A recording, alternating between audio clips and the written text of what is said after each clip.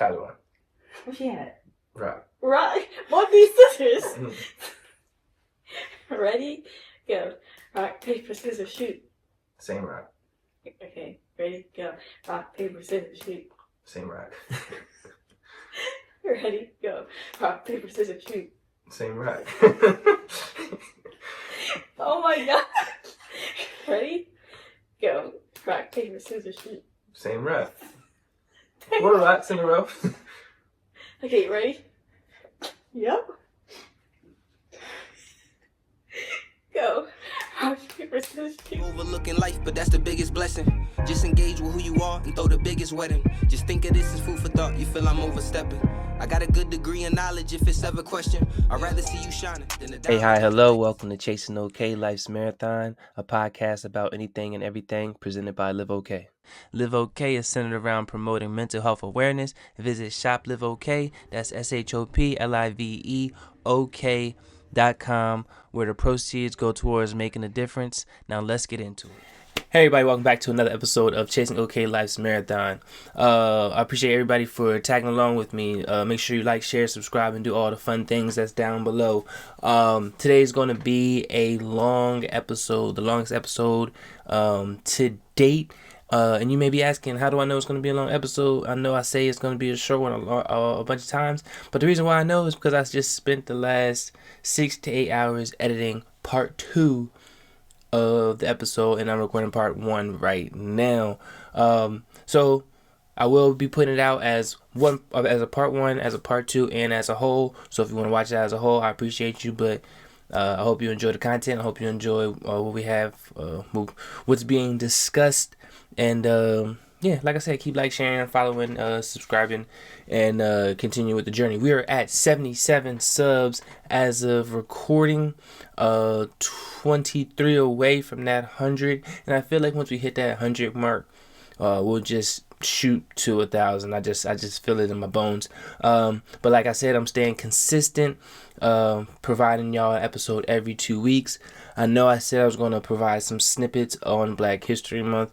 I still want to do that, so maybe for these last 2 weeks I'll produce some Black history facts.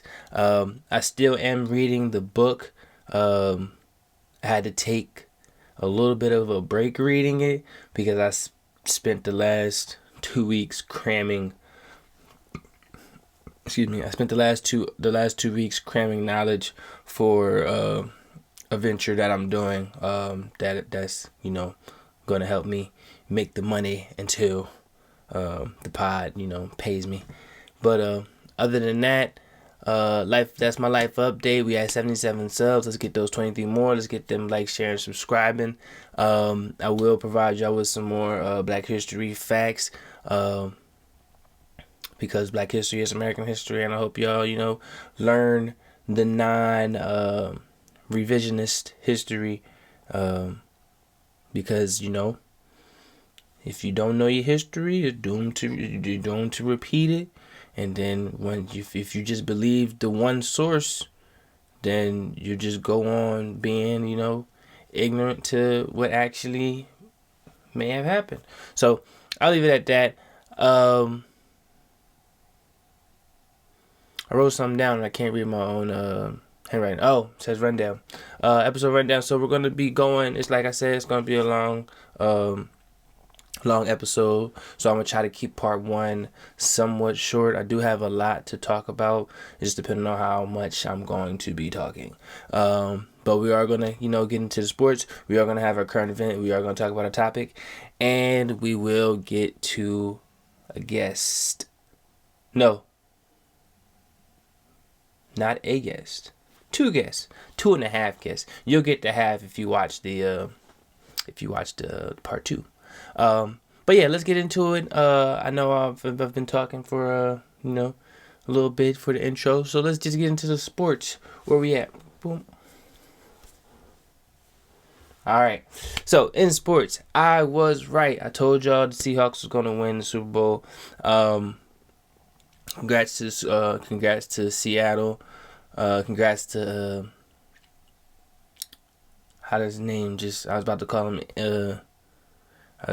him Andy Dalton, and then I was about to call him Aaron Donald.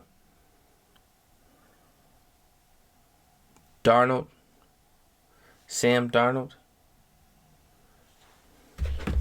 Forgot his name. I was right. Okay. So Sam Darnold. Congrats to Sam Darnold. Getting the win after people done counted him out. But again, I think that just comes with poor coaching and poor team placement. Because quarterbacks for the Jets are doomed to fail. Quarterback for the Browns seem to be doomed to fail. Quarterbacks for the Titans seem to be doomed to fail. But I feel like if you have the right coach and you're in the right situation, everybody has the ability to succeed.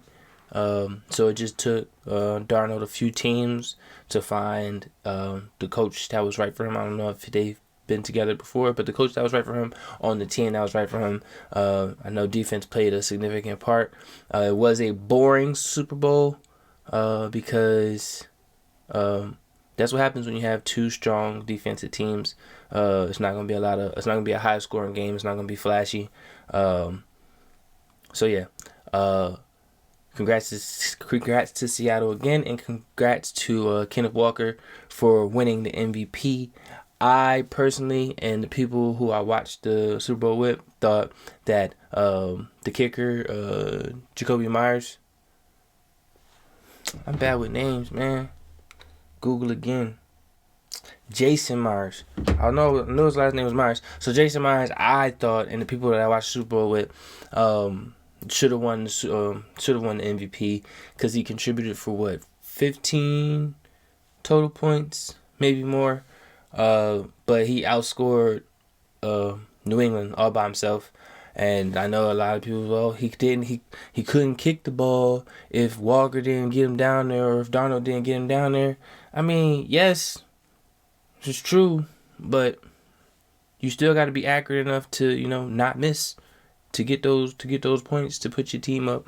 Because a lot of kickers, especially this last season, they was iffy. I think it was the past 2 seasons, kickers have been kind of iffy when it comes to, just making the kick. Yeah. Ever since they moved that extra point back from being the 2-yard line to being on like the 20, 30, something like that, kickers just don't know how to, put it through the uprights. But overall, congrats to the team. If anything, I think Myers, however you say it, should have got co-MVP for putting the team practically on his back, or shall I say on his foot. More in the sports world, All-Star Weekend had just passed this past weekend. I didn't watch any event that came with it. I watched the highlights, and I heard that the All-Star game, American versus the international players played, and I heard it was good. I gotta watch the recap or just watch a rerun of the game. But I heard it was good. I heard it got competitive, and I heard it came down to the end. But that's good. I kind of stopped watching the All-Star games because it got a little bit boring. I used to love watching it. I used to want to watch the dunk contest primarily. But there's only so many dunks you can do. And I saw the highlights from this year's dunk contest, and it wasn't it. Dude fell on his head. I heard he's okay. He didn't look that great. But all the dunks was, subpar. It looked like the dunks that Wilt Chamberlain was winning back when he was playing. Just, a little simple. Like, if my bunnies was back where they used to be, I probably could have won a dunk contest. But yeah, All-Star Weekend came up. But I'm glad, changes are being made to it. Maybe I'll watch next year, and hopefully, it's more exciting. If they do bring one-on-ones, have the superstars play one-on-ones, I saw that they did that for the WNBA's All-Stars. If they have the men's play a one-on-one, I'm definitely tuning in to see whose ankle's getting broke. Cause you probably no, cause the big men they be hooping too. But I don't know. I think it's gonna be entertaining. So if they can do like a 1-on-ones or I don't know, maybe like a I don't know. I ain't the commissioner. I just got random ideas that be popping in my head. But I think if they run like the ones or something, I think it would be more entertaining. But yeah, so I missed out on All-Star Weekend. I will go on YouTube, see some highlights, and see if anything that I missed needs to be mentioned next week, or I mean in 2 weeks, which it probably won't. It'll be over and past, and not worth talking about. But I hope y'all enjoyed it. For those that did watch it, the Olympics, I believe, are still going on. The Winter Olympics, at least. Not at least. Just the Winter Olympics. But yeah, the Olympics are also going on. The Winter Olympics. There are some crazy events in the Winter Olympics. It just takes a lot of skill to be doing what those people are doing. We talked in part 2. We talked a little bit about what's going on in the Olympics, but the bobsledding, the skeleton, the like marathon on skis. Curling is entertaining because I don't know why it's so entertaining, but curling's entertaining. You sweep. I watched it a few years back, maybe 2 or so Olympics ago, and I was entertained by it too. By it then, I should say. But yeah, curling. I don't know why. I think I just be in my own world. Sometimes I put on something and I just binge it and forget that something else is going on. Like the Olympics, like All-Star Weekend, and I just forget. So missed out on a few of that. If it is still going on, maybe I'll sit down tomorrow, or while it's winding down, to see who's winning what. But like those speed skaters, it's a lot. It's a lot that goes in the Winter Olympics. I think Winter Olympics may be more entertaining than the Summer Olympics. Maybe. I know. Oh, I was watching something, and I was looking at it, and I was like, what if we put? I was watching it was skiing, and he was going in and out as fast as they can. Turn left, right, trying to stay in there on the course. And I was like, what would make professional sports more entertaining?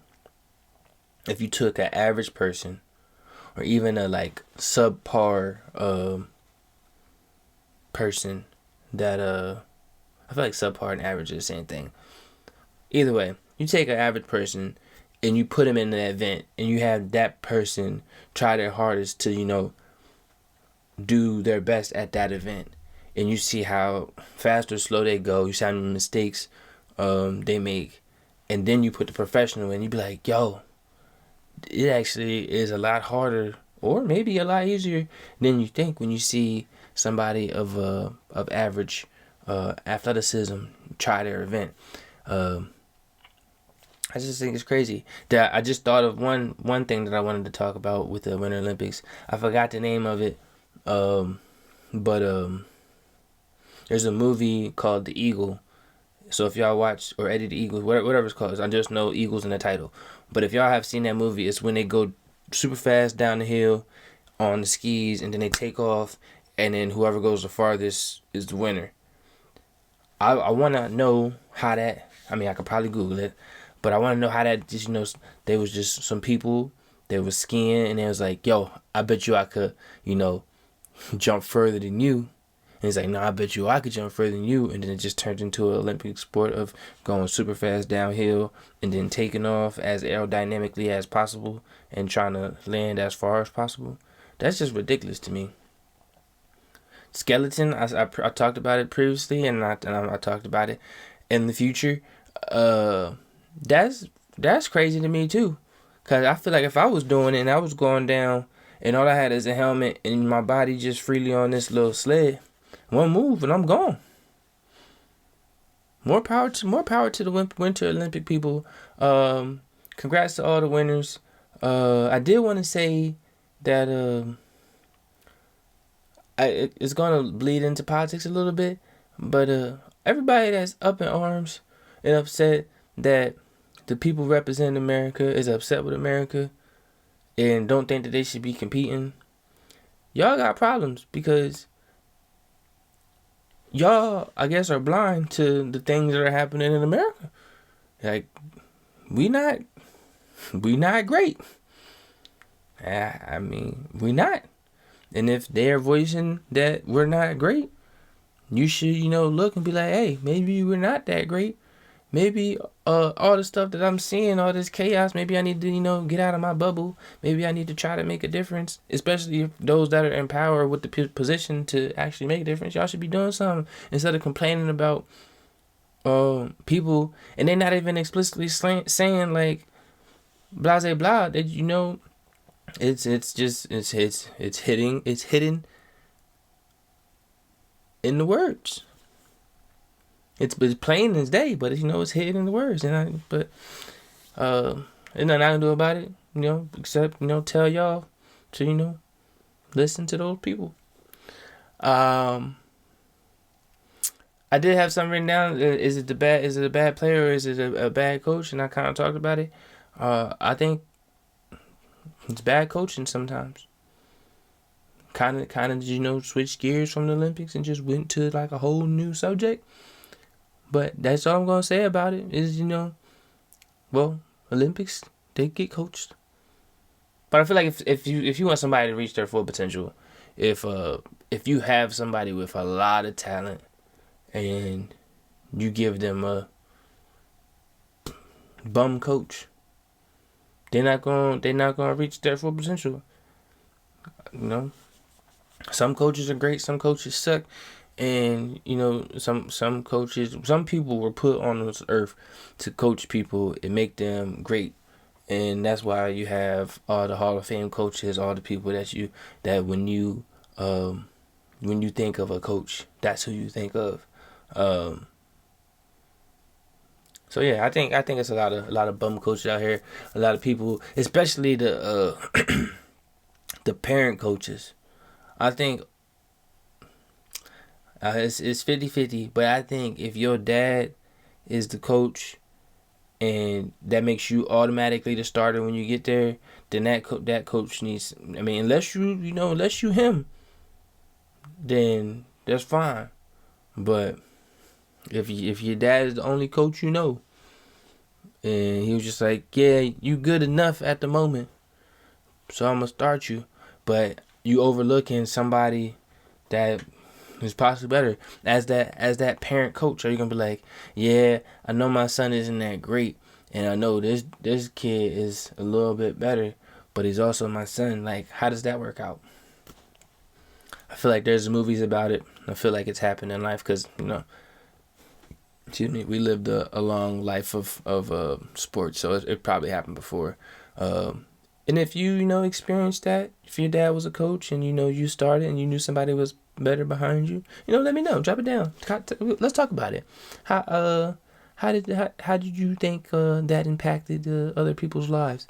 And why didn't you speak up and say, hey, dad, or mom? It could be a different sport, or it could be that sport. To each his own. Yeah, why don't you speak up and be like, hey, mom, hey, dad, I'm not the best. Maybe we should give Johnny a try. I don't know. I'm rambling. I do that. Y'all know. It's we're 32 episodes in. You should know by now that I just be saying stuff. Are we 32 full episodes in? Or are we 32 Chasing OK episodes in? I gotta look that up. Because I know we're somewhere. But for those that have been with me the longest know what I just said and what I meant by what I said. And for those that are just joining, don't worry about it. This is Chasing OK. We're on Life's Marathon and we're growing. So make sure you like, share, follow, and do all that stuff. But currently in the world. Oh, I forgot. That was me changing the subject because we are on to what's currently happening in the world.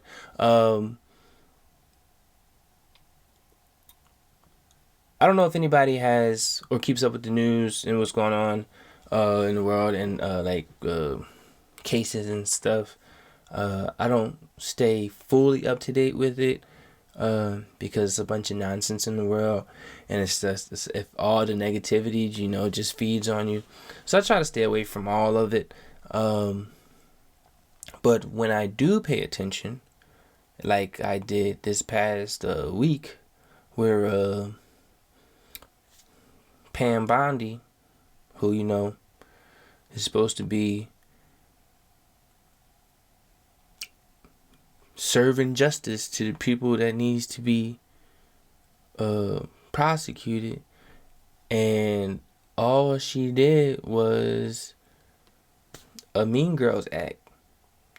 And I'm stealing the Mean Girls phrase from other people, but it's so fitting that I had to use it. If somebody presents you with facts or asks you questions, trying to get an answer, normally normal people would give a response to the question that's asked. They wouldn't say or they wouldn't just completely ignore the question and then attack you for things that are not being discussed at that moment, which is what she did that entire time. It was like, hey, you got these names redacted. Why are they redacted? And then she goes with, why is Pablo Escobar, just a name, I mean, we all know who Pablo Escobar is, but why is Pablo Escobar living in your city, not fully prosecuted or serving jail time for this heinous crime? It's like, well, it's not my job right now. Like, and that's not the question I asked you. Why is the names redacted? He's like, well, you need to be worried about. No, I'm worried about this current administration. What's going on with this current administration, with these files, and with these survivors that are behind you trying to get justice for them. And you can't look at these people. You can't damn near acknowledge that they're in the room. You don't all you care. Like, what is, like, I think there's a morality problem. Or people just know something that, regular people don't know. Because sometimes I have to, like, question, like, I just be questioning, like, how are these people, I'm not wishing death on anybody. But I wonder, like, how are these people, like, still alive and living with themselves, defending child abusers.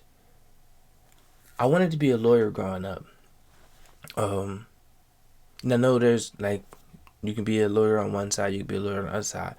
But you just gotta sell your soul sometimes as a lawyer or as a politician when it comes to defending something I would hope that is fundamentally wrong.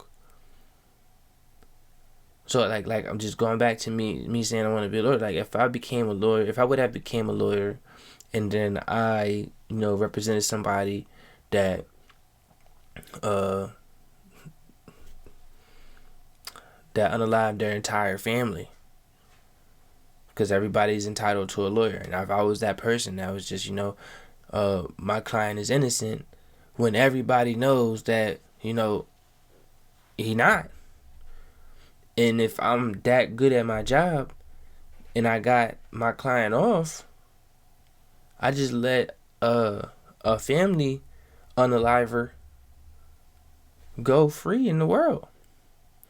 And, just because you're making a few dollars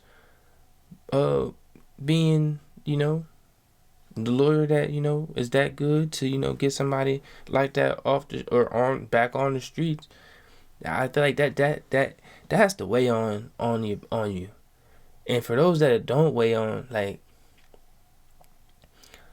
like these politicians, like Pam Bondi, like, that, or maybe she don't know. Maybe she could just be, messed up in their head. But you should know that what you're doing is fundamentally wrong. The people that you're defending are like monsters. So like you go home and you look yourself in the mirror and you're okay with what you see. You lay your head down at night and you're okay with the date you just had, the legacy you're leaving behind. You got kids, you look your kids in the face and you be like, you could have possibly been on the victim list, but you weren't, so it don't matter to me. Like if you have kids, if you have a soul, maybe that's what it is. Maybe these people just soulless. Because if you got any type of care, fundamental care in your body, then you should, like, I don't know. Maybe I'm just delusional. It can be like that. But yeah, a lot of these people don't have morals. And I just wonder how people can live with themselves, defending or even doing the things that they've done or continue to do. We all see,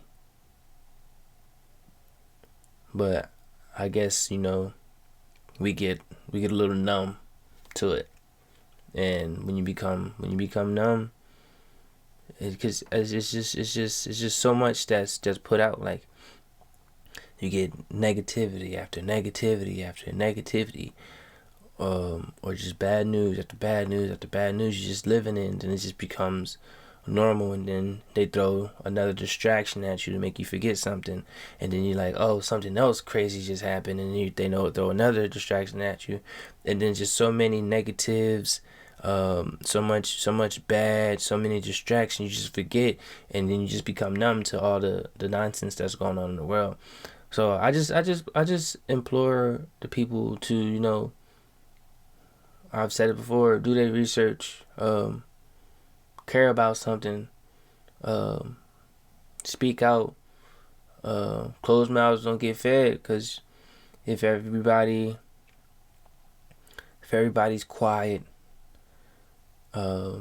then no change will happen. I don't consider myself a protester, but I know when there's a fight that I'm willing to fight for, I at least hope that I would put myself out there to make that change. Like I try to make a change when it comes to supporting to mental health. I try to make a change when it comes to helping my people, because I mean, nobody's too small to make a global or big impact. As I try to focus on my core. If I make an impact on my community, I'm doing great in life. And if I make an impact on my community, if I make an impact on somebody, and then that person or that community expands and makes an impact on their state, and that state expands and make an impact on that nation, and that nation expands and makes an impact on the world, then trickle down. I just changed the world. One man can change the world. It just takes some time. I am rambling again, but I hope y'all stay along with me, because there's truth and sincerity in everything that I say. But yeah, lost track of what I wanted to get to. Oh, I did remember. Just one example, since being Black History Month. I know, like I said, I'm not a big protester. I choose my battles.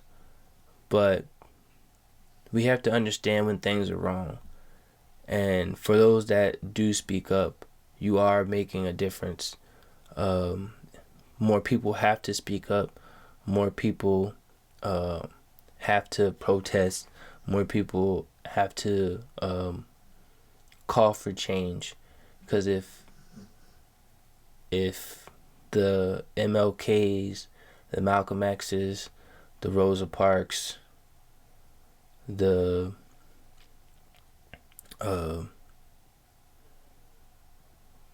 Black Panther Party, if those people didn't want to see a change in their community, to see a change in their people, to see a change in the world, we wouldn't be where we are today. I mean, we're not in the best place, but we're in a hell of a better place than we used to be. So, you know, one person can make a difference, can make a change. But it is a cold world. And kind of switching gears, but staying in the current event, cold world. J. Cole just dropped album of the year, album of the century, album of my lifetime. In all seriousness, no, J. Cole just dropped his album. Long awaited. J. Cole's probably one of my favorite artists. Hands down, top 5 my favorite rappers. Maybe top 10 favorite artists in total. Because when J. Cole dropped, I'm listening, and when I first listened to it, I was like, alright, he's spitting, it's alright, it's decent. Listen to the second one, I was like, alright, this one's ramping up, this one's good. Like the second disc, I was like, alright, this is ramping up. And then I gave it a second listen, I was like, yeah, he's alright, yeah. And then I gave it a third listen, I was like, man, he don't miss. Like, he really be spitting. Y'all just gotta be listening. Like, I was thinking maybe I would get like a GOMD, which he kind of gave. I just had to listen to it a third time to, you know, get it. But hey, if y'all haven't listened to Cole's new album, go listen to it. He need to pay me for this promo because I'm about to get all these millions of people to listen, even though he got a lot of millions to listen already. I'm getting more millions. So go listen to Cold World. The Fall Off. It's a great album. Hopefully he's not retiring. I know I heard something about this the last album. Hopefully not. Hopefully we get something else. Hopefully we get the comeback or something, or rebirthed. I know his titles be a little different, but hopefully we get something else. Maybe we'll get his new address instead of Forest Hill Drive. Maybe we get Cherry Lane. I don't know where he lives, but yeah. Cole World's out. People need morality. We need more people like Cole. That's what I want to talk about. We need more people. All right, so I know there's a lack of morals in this world. I know it. I see it. There's a lot of lack of accountability. There's a lot of just heinous people. But if they took MJ, Michael Jackson, not Jordan, if they took MJ, because they slandered that man. I never believed MJ was what they said he was. And every time somebody brought it up, I was like, no, he's innocent. If the victims say he's innocent, that man is innocent. And he's just out here trying to protect these kids. He was out here trying to somewhat relive his childhood that was stolen from him. That man gave us beautiful music. He was a beautiful soul. And if they took MJ because of what he knew, what he did, a riot needs to start. Like, anybody affiliated with the Files needs to, something needs to happen to them. I had a conversation with a friend of mine about, if you gun to your head, you had to choose a lifestyle. Either this is a weird conversation, but it was a deeper conversation than what I'm about to tell y'all. But I said, gun to your head, you had to choose a lifestyle, being a pedophile or being like a abuser. Obviously, you're gonna choose abuser. At least I would hope that you would choose abuser. And I'm not saying either one of these are good at all, but I'm saying if you had two choices in the world, and you can't say death, You had two choices in the world. You either go to PDF world or you become an abuser.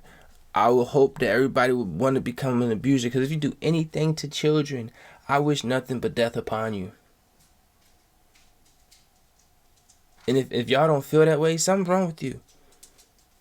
And you need to convince me otherwise. Because if you choose anything that leads to abusing children, protect the children. Children are the future.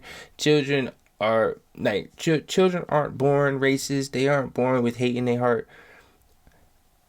They, life changes people. But if you take the innocence from a child, something needs to happen to you. I'm gonna leave that at that. But that being said, Michael Jackson was a great person, a great soul, and there's a lot of great souls in this world that have been gone too early, and there's a lot of great souls that are still continuing being great souls, even if it's hidden. I like the fact that great people hide their greatness, because it just highlights that you're not doing it for the fame, the money. You're doing it because that's what you were placed on this earth to do, just be a great person. So I hope that the greatness in people outweighs the hate and ugliness of people.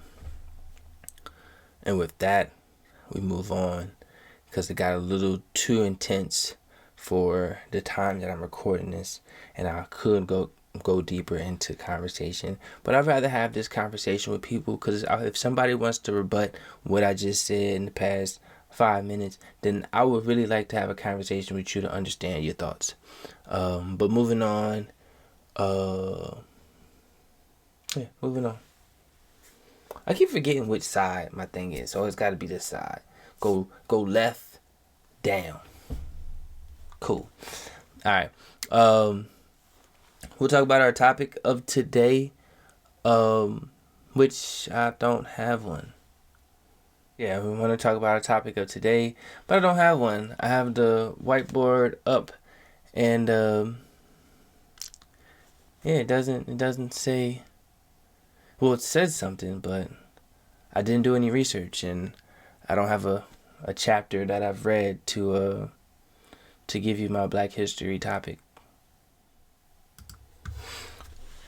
All right, so like I said, I don't have a in-depth topic review that I wanted to get into today, mainly because of the 2 weeks of studying that I was doing, non-related, just happened to coincide with Black History Month. But beauty of not being live and editing skills, I will give y'all some Black History facts. Just a few. I hope y'all do y'all research. And I was thinking, and I said in my thoughts, I said I will try to I hope that I can get y'all more Black History facts for the remainder of the month. But then I said, why would I hope when it's under my power?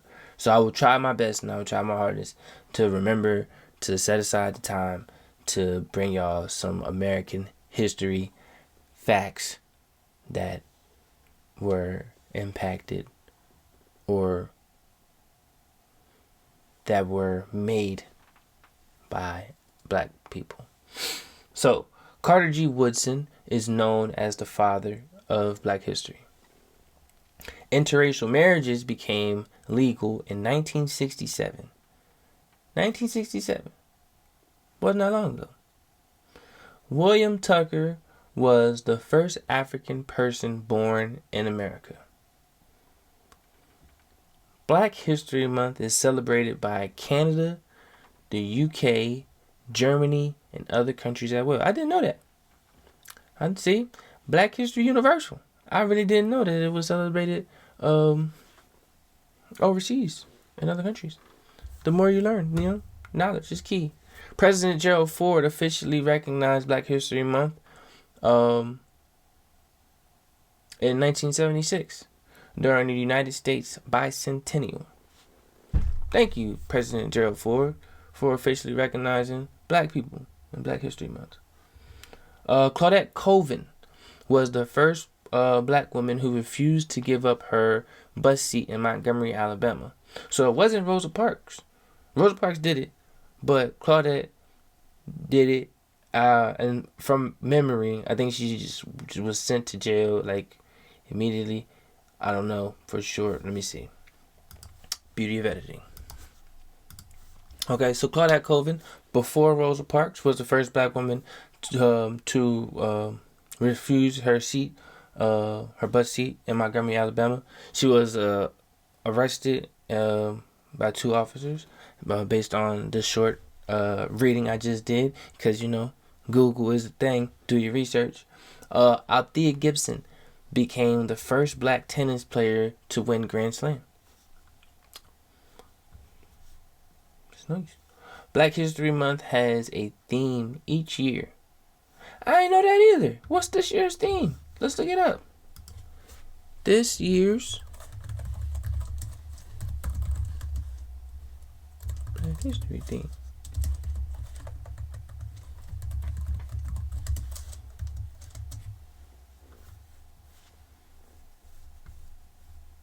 A century. Oh, yeah, century of Black History.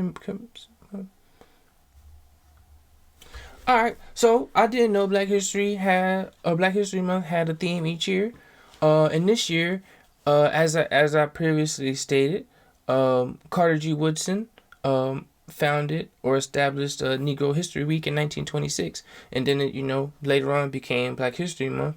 So 1926, a century of Black History commemorations. So Black History acknowledgement is 100 years old. Didn't know that. Look at us learning things together. So this year's this year's theme is a century of Black History commemorations. That's cool. Look, y'all just watched me learn something in real time. Not real time, but real time. That's dope. So yeah, I'm gonna try to get y'all some more some Black History facts moving forward for the remainder of February and possibly moving on, because like I said previously, American history, Black history, and I'm not for me. Maybe I'll have a topic and then I'll be like, this topic is brought to you by this event that happened so and so years ago by my people. But yeah, so that's all that we really have for you as far as the topic. And y'all know how we go. It go intro, sport, current event, topic, guest. Because we have 2 guests for you today who happen to be sisters. But y'all see that in about like a few seconds, because I don't have to give y'all another motivation, because I'm gonna give y'all motivation in a few little seconds, clips, films, things.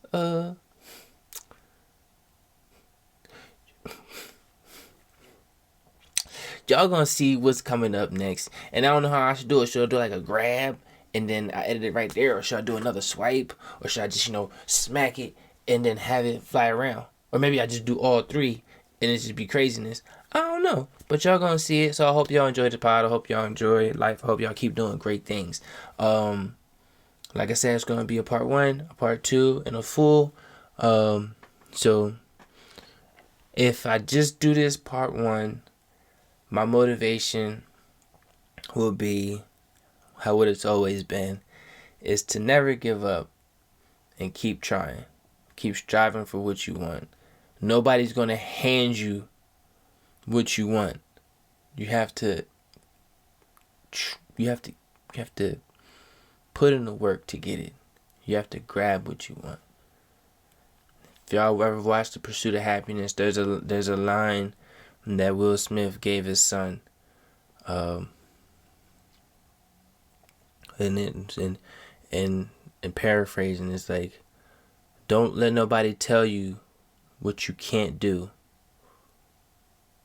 You just gotta do it. there was more to it, and I just can't think of it right now.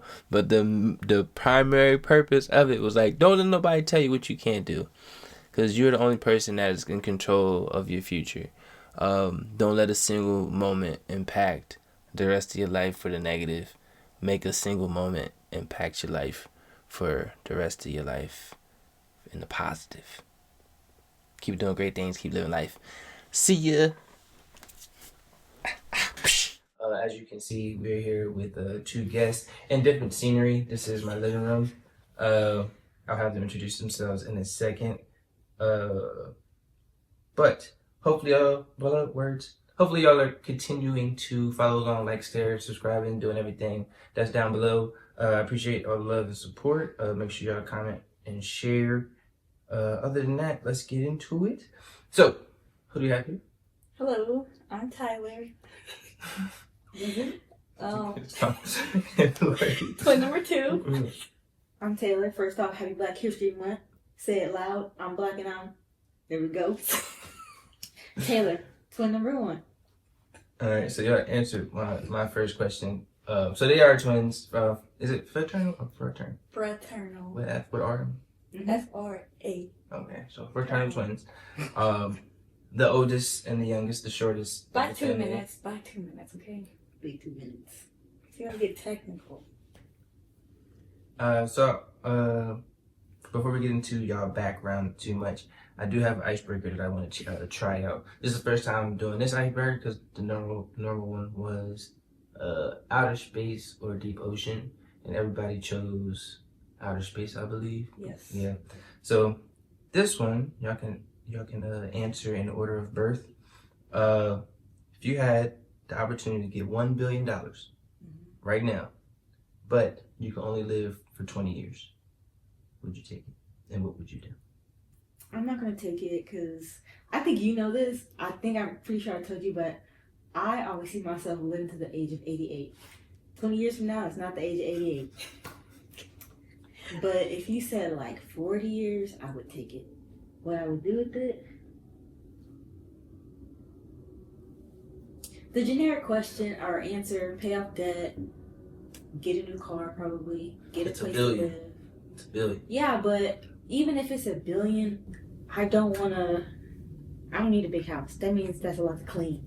Well, if you got $1 billion, you can pay somebody. I'm gonna do that. I'm still gonna be cheap. Still gonna shop at Ross. Dress for less. I'm just gonna get what I want to get. Fair enough. Yeah. So unless it was 40 years, not taking. Because you want to live to 88. That's the only reason? Well, no. Just 20 years is not long enough. But $1 billion, 40 years, that's long enough. Yeah, because that's 20 years, we'd be 50, yeah. 51, yeah. I'm not taking that. I still got a lot of life left to live. You can do a lot in those 20 years. $1 billion? But you can invest that and make it last longer than 20 years. Like that. Well, you can get more. You're the only one that's going to be gone. Your whole family is still going to be alive and well. But I'm going to spend some time with that $1 billion. Go ahead, take one for the team. You get the $1 billion, do what you want to do, and then get the rest of me. You can't spend $1 billion in 20. I mean, well, you probably could, but if you're gonna be cheap with it, just get the rest of me. I'll make sure your name's still alive. I feel like $1 billion could go fast. If I had, I could use it. Do you think you spent $1 billion in the past 20? That's if I had the opportunity to even have $1 billion. I never had that opportunity. But if I had $1 billion and I wasn't doing nothing else with life, I could spend that whole $1 billion. Well, I'm not taking it. So 2 no's. So have y'all seen the movie Brewster's Millions or Brewster's Billions, something like that, with Richard Pryor? Mm-mm. It's fairly old. I think it came out like the 70s. About the ad, said Richard Pryor. Yeah, it's really old. So he was given an inheritance of like a few $1 billion, but he had to spend $1 billion that he couldn't earn any or give. He could only give a few million away to charity, but he had to have $0 by the end of like 30 days. But in the 30s? Yeah, so You only can give a few million to charity. yeah, but you can't, like, none of them can be investments. You can't buy, like, a car, because then you're going to have to, that's, still an asset. You can't have no asset. You have to be flat broke at the end of those 30 days. Does it have to be exactly No. 0, or can you go into debt as well? And how much can you gamble?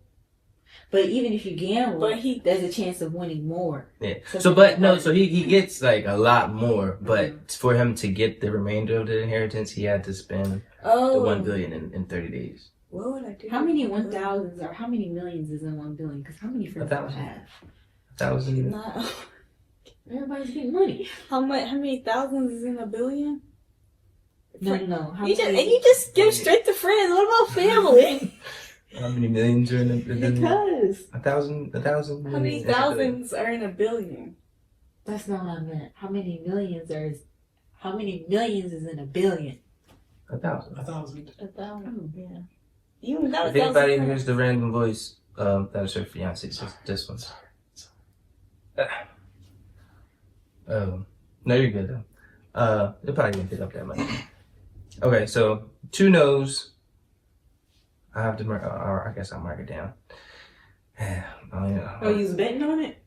No, it's I'm gonna ask multiple guests, but hopefully it doesn't turn out like the last one where it was 9-1, I believe. Somebody's gonna For say the yes. space versus ocean? Somebody's Yeah. gonna say yes for sure. Yeah, there's some. You know how many crazy things is at the bottom of the ocean that we don't know about? I'm not talking about that. I'm talking about somebody's gonna take the 1 Billion. billion for 20 years. It sounds enticing, really do. But you could do a lot with that billion though, like You could. a lot. You I could just do wanna a live lot, longer. but I only just for wanna 20 live years. longer. And then on top of that, like, how do you die?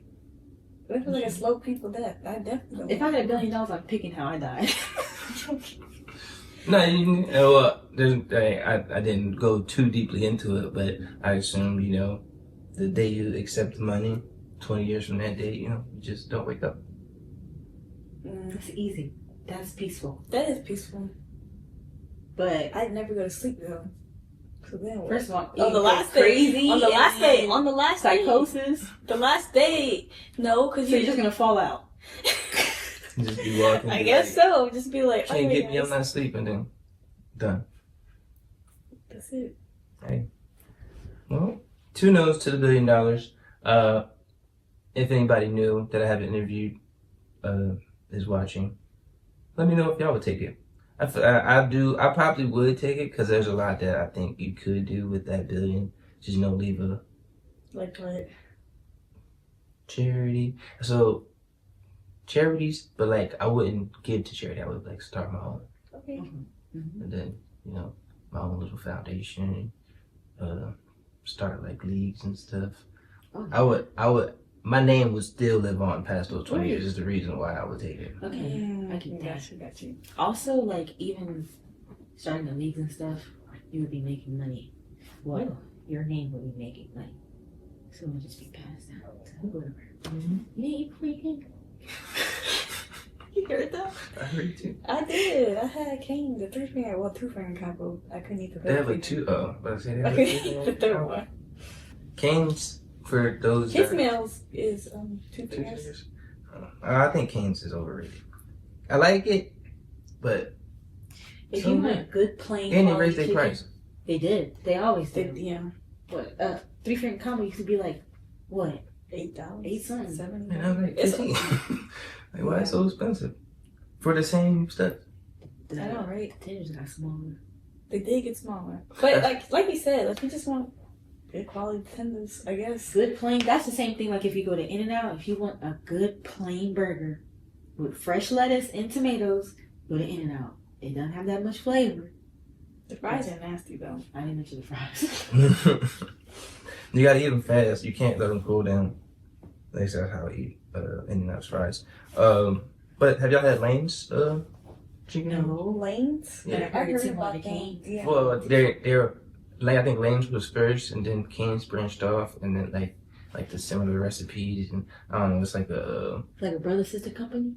like it was, but then like they like broke up and was like Well, they got yeah, something like that. Ooh, Or like the head chef just moved. that's Some- tea. something That's why sweet tea so good. All right. So I want to try a twin test. I only have Oh gosh. 4 questions. I wanted more, but I couldn't think of any. So I have these blindfolds. They're headbands. They're brand new. So take which one you want. Gosh. Just so y'all aware, we spent the past 5 years, actually more than 5 years apart. Right. No, for real. We didn't go to school. We didn't go to college together. Mm-hmm. We did a lot of stuff apart. So I'm sorry. It's just a few quick questions. Like, it's not even a real question. It's just I'm not gonna have y'all stand up, so we can't do anything too wild. how many fingers am I holding up? 2. It's like, Failed the twin test already. Okay. I understand why you guessed that though. All right. Put both your hands on your legs. All right. Raise a single hand. With that same hand, put a number of fingers up or down. Wait, it doesn't matter how many? Yeah. Okay. Cross one. Wait a minute, y'all too close together, so we can't do that. No, feel it. All right. You can put your hand down, Tyler. All right. This is the last one because I want to drive across one leg over the other, but y'all too close to each other. So that's 2 out of 3. If we get to it, we're gonna do rock paper scissors. Okay. Blindfolded? Yes. Dang, this was my trick. So I'm gonna say rock paper scissors shoot. I'm gonna shoot. Y'all go. Okay. All right. Ready? Mm-hmm. Rock. Oh. Wait. Rock. All Wait, count of 3. Sorry. Well, y'all can say it. Ready, set, go. Rock, paper, scissors, shoot. 2 scissors. Okay. And go. Rock, paper, scissors, shoot. 2 papers. Okay, ready, go. Rock, paper, scissors, shoot. Tyler won. I knew. Okay, that's on me. That's on me. Because we went through everything else. And I should know you. Don't choose rock. Oh, wait a minute. Choose rock. No fault. Tell everyone. My fault. It was paper and scissors. My fault. That's my fault. That's my fault. All right, next one. Ready, go. Rock, paper, scissors, shoot. Tyler won. Where she at? Rock. Rock, both these scissors. Ready, go. Rock, paper, scissors, shoot. Same rock. Okay, ready, go. Rock, paper, scissors, shoot. Same rock. Ready, go. Rock, paper, scissors, shoot. Same rock. Oh my god. Ready, go. Rock, paper, scissors, shoot. Same rock. 4 rocks in a row. Okay, ready? Yep. Go. Rock, paper, scissors, shoot. Okay, Tyler won. Dang! You had rock. Yeah. All right, y'all can remove the blindfolds. They're gonna cheat, bruh. How I cheat? I was going to stick with rock until the end. All right, so y'all put the same hand up. Y'all put different fingers up. You did I didn't know. yeah. I think she just did 2 up. I thought about it. I really did. Should have did it. But y'all did get a lot of similar rock paper scissors, which is funny to me. All right. Cheated for real. How I cheat? Because you didn't change it up. Neither did you for 4 times. 4 rocks as well. I thought it was gonna be a 5th one. The way y'all was laughing. Well, it was. She did another rock and you did scissors. So 5 rocks for her. I had a 50-50 chance because I was going to change it, but I just didn't know. All right. So we know y'all names. What do y'all do? Y'all can go. I guess I can first. I am an architect. I'm not gonna give away my firm, but yeah, I've been an architect for. Well, actually, I've been a licensed architect for 1 year, but I've been working since 2020. Yeah, I graduated in 2019 and moved out here to Dallas in 2020, and so yeah. So, well, did it just take 4 years for you to? Is it like an apprenticeship type thing? Or? Oh, so basically you have to earn like a certain amount of hours, like 3,700 hours is about equivalent to like 3 years-ish, I guess. Well, for me anyways, it's about 3 years. And then for you also have to take 6 exams. And so taking the 6 exams took about 3 years. Not 6, just kidding. You got to pay for those exams. Yes. So if you pass your exam, my firm anyways, they pay you back. They pay you for every exam that you pass. Okay. And if you fail it, you're just out $250. So yeah. You $250 for each test? Yeah, it's $250 for each test, and I passed 3 of them on the first try, and I failed 3 on the first try. But then I took it again and passed it. So the ones that I did fail, I took them twice, basically. And you're just out on that money, and then Yeah, basically, it's a scam if you ask me. all these tests are wild. I paid for a few tests, but I was lucky to get the insurance. So that since I failed the first one, they was like, all right, you failed, but you get a free second chance. Oh, Yeah, I so wish they would give us that. yeah, I got lucky on that second one too. My job ain't as intensive. I just drive the van for Walmart. And home delivery driver. So the old people that need help, bring it inside for them. They so sweet. All the old people are so nice. They be like, thank you. And then I'm also a United States Army veteran. And you still reserves? National Guard. National Guard Reserve. Yeah. Okay, so you're Army vet and National Guard Reserve. No, I'm not currently in. I'm in my 2 years inactive Okay. right now. And then I officially separate in August 2026. Oh. So I'm almost there. Thank you for your service. Shut up. Thank you for your service. I don't think I've ever thanked anybody for their service. It just feels weird coming out. Thank you for your service. It feels weird, like Receiving it like too. yeah. They say thank you for your service. I like am I supposed to say you're welcome? You say thank you for your support. It's a lot to say. Yeah. Well, at least it's something. I just be like, yes ma'am, yes sir. Right. So I ran into a lot of veterans and they said, thank you for your service. And I know you're a veteran. I says, well, thank you for your service. You probably did more than me. Most likely. That's what I become people. I didn't do nothing. A lot of people, I mean, continue to thank people or service members and veterans for their service, but a lot of us haven't done jack diddle. You in the Navy? 4 years. I actually did some stuff that made an impact, but like for me to be thanked for my service, I don't know. So, since you're in the Navy, you pick space or the ocean? They're like aliens and shit. There are aliens in space. But they're in space. We're on Earth. As in, like, which would I What like? would you pick? Since you're in the Navy, Well, I would probably pick space too, because it's more to explore, and I have a fear of drowning. Well, I guess both is kind of similar, because I have a fear of not being able to breathe. So you said you could drown and not be able to breathe for what? So you can like drown and not be able to breathe, which is like water filling your lungs, or you can go outer space and have all the air sucked out of you. Oh yeah. So it's for me it's difficult. It's like a 50-50 toss up, but I think being out in space, it's more to explore. I feel like though, like you're more likely to risk suffocating in outer space than you would drown, because you don't gotta be by the water. But in outer space, But you gave him a choice.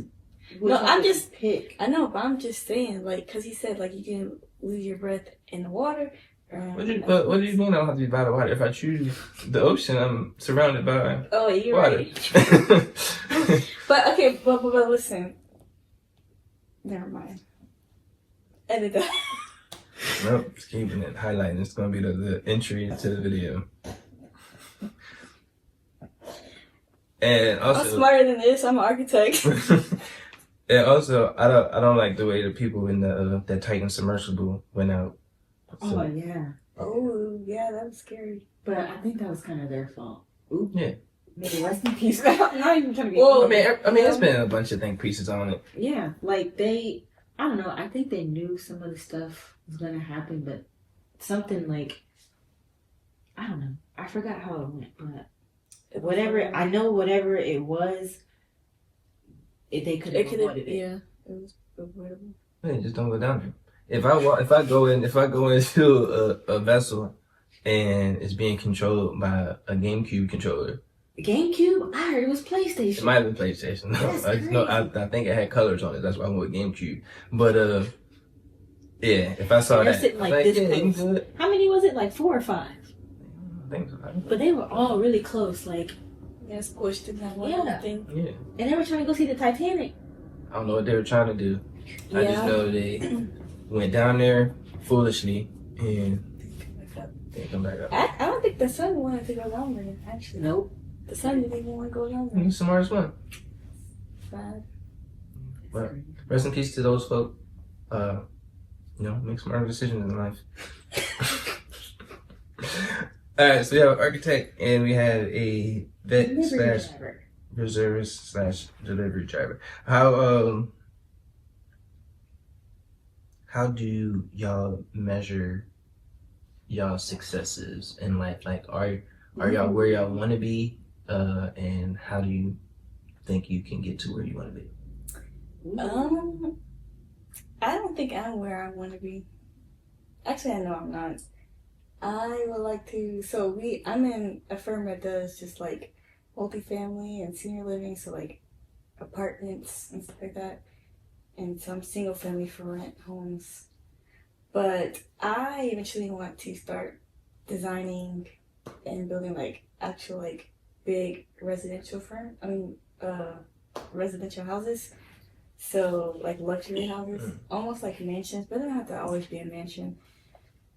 And I'm not there yet, and I haven't even worked in that field yet. And so like my next job, I want to move into that part of architecture, so I could just learn from them, and then eventually go off and do my own thing and start my own firm.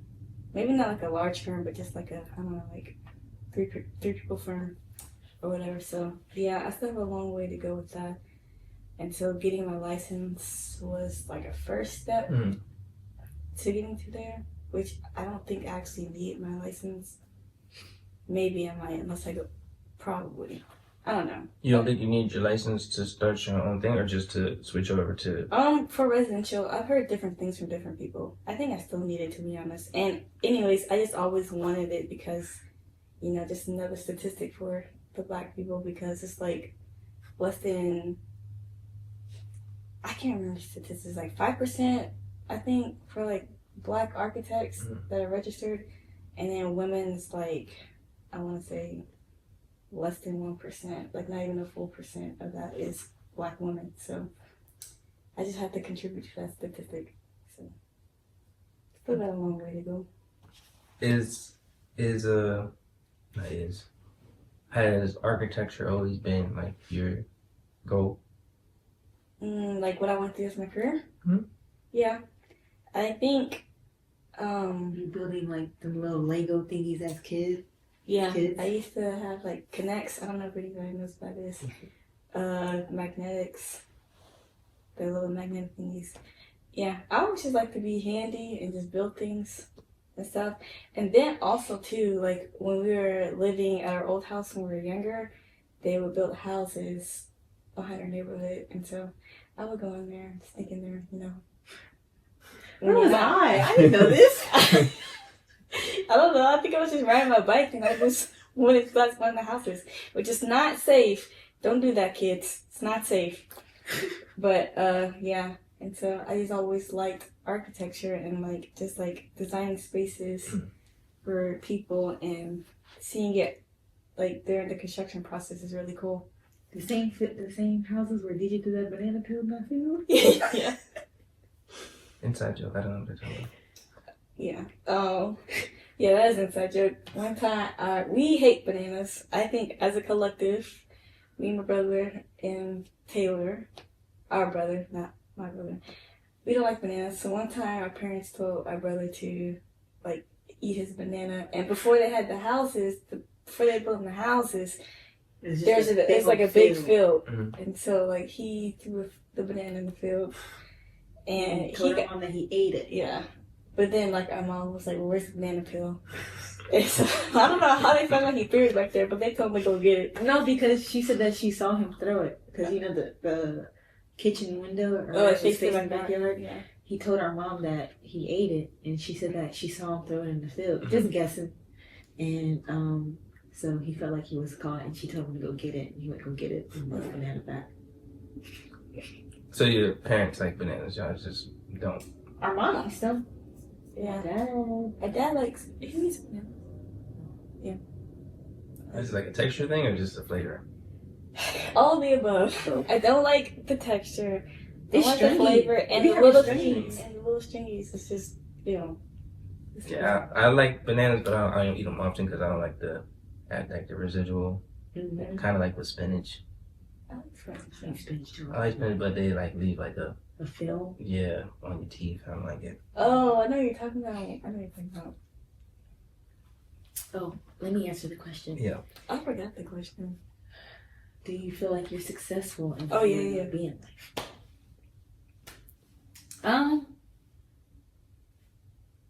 Do I feel like I'm successful? Not completely, but I don't feel like a failure. I'm not exactly where. So I went to school for psychology. I have a degree in psychology and criminal justice, right? I thought I was gonna go to school to be like a therapist. Mhm. When I tried working in mental health, I cannot sit there and like just sit and talk to somebody and like not be able to move. Mhm. I do love helping people. So I think just in general throughout life, as long as I'm able to help people, that I'm successful in that way because I've helped somebody. I used to work with kids with autism. I really love that job, but they beat on me. And a kid lost his tooth because he was biting my kneecap. I didn't want to be a punching bag no more. Yeah. So, I mean, to get to where I want to get to in life, I'm not really, like, yeah, I want to be farther in life, but like I said, just as long as I can help people and make an impact in people's lives, I'm pretty set with where I am in life. I'm going to help people everywhere I go. Tyler thinks I'm a fool. You can be a fool and help people too. How do I think you're a fool? I go get him on the phone and show him what you be saying about me. That you're mean? I'm not mean. Oh, Thomas has never seen me be mean in his life. okay. That don't mean anything. Just because I haven't seen you rob a bank don't mean you don't do it. I wouldn't get caught either. All right, so I have a follow-up question, but I have a question / background that we got to get into before the final question. Okay. So you did mention that you have a brother, Mm-hmm. and he is a Olympian or almost Olympic hopeful. Olympic Yeah. hopeful. Yeah. He is on Team USA though for skeleton. Okay, and skeleton is the one where they just go down with like just the helmet and the sled. Yeah. Head first. You go head first on this like sled that's like. All right, I know y'all don't know his thought process, but how does one, wake up one day? Because I did like some research. He was in track, right? Mm-hmm. So how does someone wake up one day and go from? I feel like a lot of track people go into bobsledding, because it's like the speed thing. But He side note. based off that movie. Well, no, I saw somebody else, and they was like, Cool, she was, right? it was like a former track star turned Olympic bobsledder. But yeah, so y'all know his thought process was like, I think skeleton. He was recruited. I know he was recruited, but I think he went to some kind of like camp, Mhm. and I don't know if it was like for track and field Yeah. or it something. was. I think it was like some kind of camp or something, or scout camp or something like that for track and field. And I don't think I think somebody saw him and they asked him if he wanted to try skeleton because they thought that he would be a good for skeleton. Like his body type, his frame, and like his speed. Yeah. They thought it'd be like nice for skeleton. It was like it was televised because he told us to watch it, but it was like a Team USA like scouting type of thing where there was multiple different sports because he went for track and field, but somebody like she said recruited him like to ask him if he wanted to do skeleton, but I think he also mentioned wanting to do like rugby or something like that, but he's way too small at the time, and so I mean ever since then like. He on his interview, he had an interview and he was like, because he wanted to do track, and he was saying like he thought he was fast. He is pretty fast, Yeah. but like those other guys, it was kind of like a different level of fast. Yeah. And so, you know, why not give Skeleton a try? Like, he would still make it to the Olympic team, or potentially make it to the Olympic team, but just not in the original sport that he wanted to do. Yeah. So yeah, he's been doing that for the past, I don't know how many years. At least like 8, because it was like the first winter Olympics. You know, this one. Yeah, he's been doing it for a while. So, is he older than you or a little bit younger? Yes. He's about to be 34. Yeah, we're 30. Yeah, he's about to be 34. So I know Olympics are going on right now. I was planning on talking about it in my previous segment, but how could he? I know you say he's on the USA team. How could he make it to like competing in the Olympics? Yeah. Throughout the year, they have like a bunch of different races, and then depending on how he places in those races, it'll lead up to like the trials and then the Olympic team. Like if he would have done better than, like he was facing a lot of injuries and stuff like throughout the year, but if he was able to do better, like with his starts and stuff like that, I think this like his like the running start that you have to do, I think that was like something that he was working on to get better at. But just because like he went to, they have tracks like everywhere throughout the world. He was in Germany, he was in the Netherlands, Lake Placid, and then Park City in Utah. Yeah. So he went to like all those places. I was going to ask. I was like, is he in Texas or Louisiana, and how is he training? He's back in. So he lives in Temple, Texas. About halfway between here and Austin. But so like when he trains, like he'll travel to Lake Placid or to Park City, and that's where like he goes and trains. Okay. So yeah, but like on the actual track. Yeah, on a track, but like weightlifting and all that stuff, running, like he obviously anywhere. So for 2026, he's just on the team. But for 2020, or it would be 2030 or 2020? 2030, I guess. Yeah. 2030, you gotta try to get to that team. Hopefully he makes it. Yeah. That would be cool to be like, hey, my brother's on my team.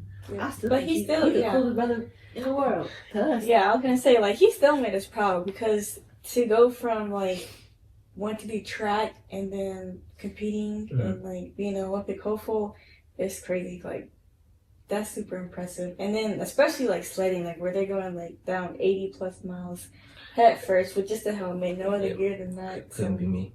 Yeah. Those are one of those white activities that I believe. Flavor Flav, didn't it? Hey, I creeped a little bit, so I did see Flavor Flav pop up. Yeah, little boy. Yeah, that's wild. Yeah, it just couldn't be me. I feel like I'm a go down, and then I know there's like a little kind of curve, you make a turn, I'm gonna go up the turn, and you're not gonna see me no more. Yeah, you have to, he said like, you know, you have to like make like slight movements like with your body and also like with your feet to be able to like control and steer, and then like literally like one slight wrong turn or like shift and like you can hit the wall. It's crazy. I think one time he had hit the wall and he said that he had like bruised his ribs or something, and it was crazy. Yeah, he had like all kind of injuries. Couldn't be me. He's a fearless one. All right, so you kind of touched on my follow-up question based on how I perceived it. So me and my family, we're not a competitive family. We want to see everybody succeed. Even if like I'm doing great and my brothers, I have 3 brothers, two older brothers. There's 3 of us. But if one's doing better, excuse me, if one's doing better than the other, we're not gonna be like, oh, you know, jealousy or anything like that. Do y'all see a competitive nature in your family or like rivalry? Not throwing anybody in the best or bus or trying to start anything, but you have an architect, you have Olympic hopeful, and you have a veteran. Well, we're not really competitive with each other. I think that obviously we're just all on different paths, and we're still successful. I in my mean, opinion. so all the stuff that we're good at, like, it's like separate things that we're good at. But, like, for instance, basketball, we don't play the same position. Mm. But I also am better than her in basketball. Now, track, is she faster than me? Yes. But, you know, like, our brother, he's been in band. Like, is he better than us at instruments and stuff, or trombone, whatever he played? Yeah, so it's like we all have different things that we're good at. But when it comes to, like, if we're playing the same sport, like basketball, we gonna talk our trash. Mm. And I know that I'm better than her anyway, so it doesn't really matter. So, I mean, that competitive, but we're not gonna ever put anybody down and, you know, be like, oh, we don't want you to do good in this. But it's just, I'm better than you. You're good too, but I'm just a little bit better. We call it like stupid or something. Ooh, all the time. But it's not a love. But yeah, even like when we played together in basketball and things like that. I mean, yeah, I guess she might have been better than me in basketball, but it was never like a thing like where we were just competitive to where it would affect each other's playing or we would put each other down or anything like that. We were always supportive of each other. I wouldn't say always. When we were younger, you probably was throwing elbows and whatnot. Hey, people, I obviously like. Yes, don't come in here and line talking about you don't do it. No. Still currently do it. No, Aggressive. obviously, no, because you know I'm 5'4". Obviously, people who play basketball are tall, and they think that you know they could just push me around. Granted, I did have a slight anger issues, okay, but at the same time, you gotta establish dominance. You gotta let them know that they can't push you around, you know. So I might throw a little elbow here, a little elbow there, but they know better next time. So and that's why I call her an angry bird. sometimes you get caught, sometimes you don't get caught. But if you do this every time, It just depends. Like, get off of me. you're gonna get caught. They don't call a foul. I stand on business. I don't care. All right. So, what is the highest level y'all played a sport?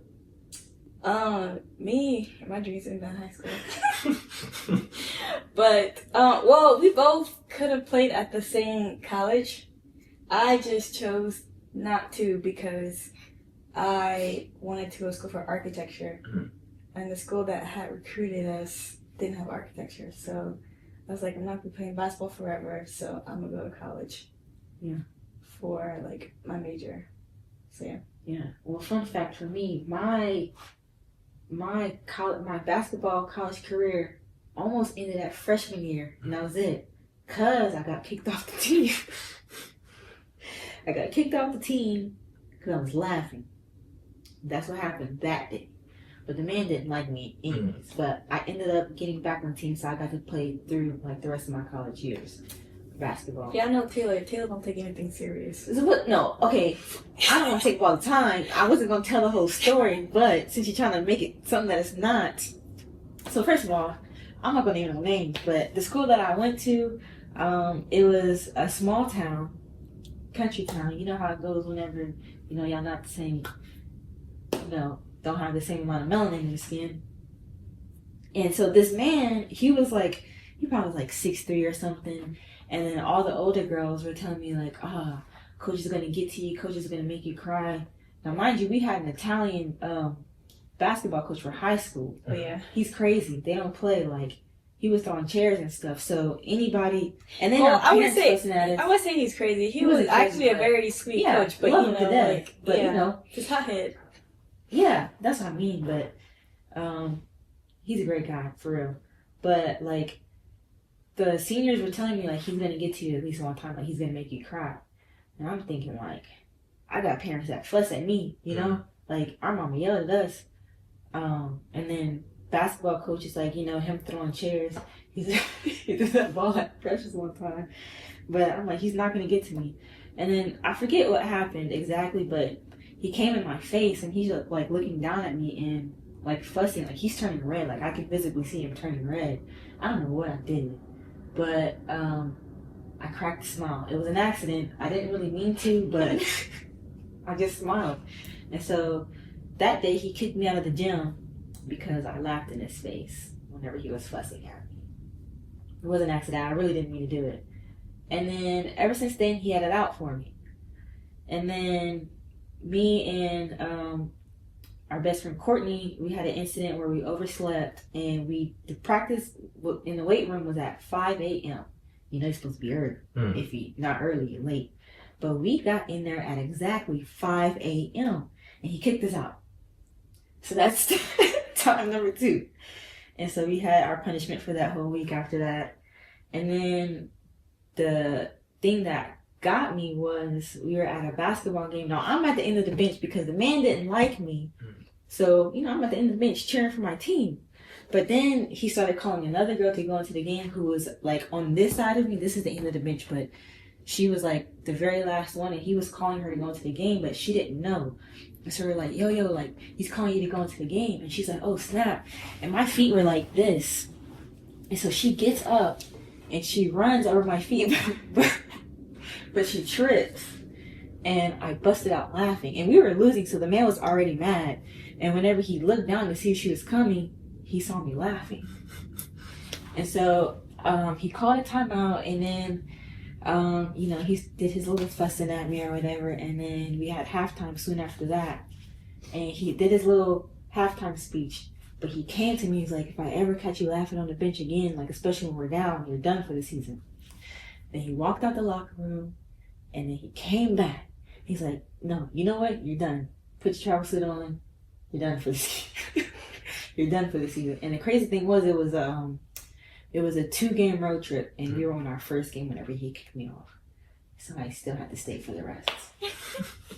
Just sit on the edge of the bench. Yeah, but I was literally laughing, and that's why I got kicked off. For laughing. Some coaches don't like humor in any situation. It wasn't my fault. Like I said, she So was it's not- not seriously. Okay, so if you mean to tell me that if you have a teammate and they run and trip over your feet, you're not gonna laugh? I mean, yeah, I'm alive. That's why I got kicked off the team, because I was laughing. So what you mean I never take nothing serious? You always laughing regardless. That was funny. So, y'all are currently in Texas, and from my knowledge, y'all lived in Louisiana. Mhm. But y'all went Texas, Louisiana, Texas, or Louisiana, Texas? You had it right the first time. Texas, yeah, we were born in Texas. San Antonio. Stayed all for go Spurs go. Stayed all of 30 days and then went to Louisiana. Oh, so you're just like born in Texas and then? We were just born, yeah. Okay. Yeah, you have to wait like 30 days or whatever before you can travel with your baby. So that's what we did, and then we left. So, was your parents live in Louisiana and then like travel to San Antonio? My Okay. dad was already in Louisiana. And- So So who was in San Antonio? our mom, Like she lived there? yeah, our mom was from San Antonio. Okay. Born in Alabama, from San Antonio. Our dad just happened to be there because he was his job, Yeah. and then they met in San Antonio. Okay. And then they lived there for however long. And then DJ was born in San Antonio too. Right? Yeah. Okay, our brother was born in San Antonio, and then after us, they moved to Louisiana. But our dad went there first, and then our mom has family in San Antonio, so she wasn't there by herself, with just twins or whatever. But you know, she waited until that we could travel, and then also like having twins is strenuous on your body, so I'm sure coming from that, and then she went Mm-hmm. with her dad. So is that a universal thing? Having to wait 30 days before? I don't know. At the time, I guess. Yeah. It might have just been like what the doctor told her.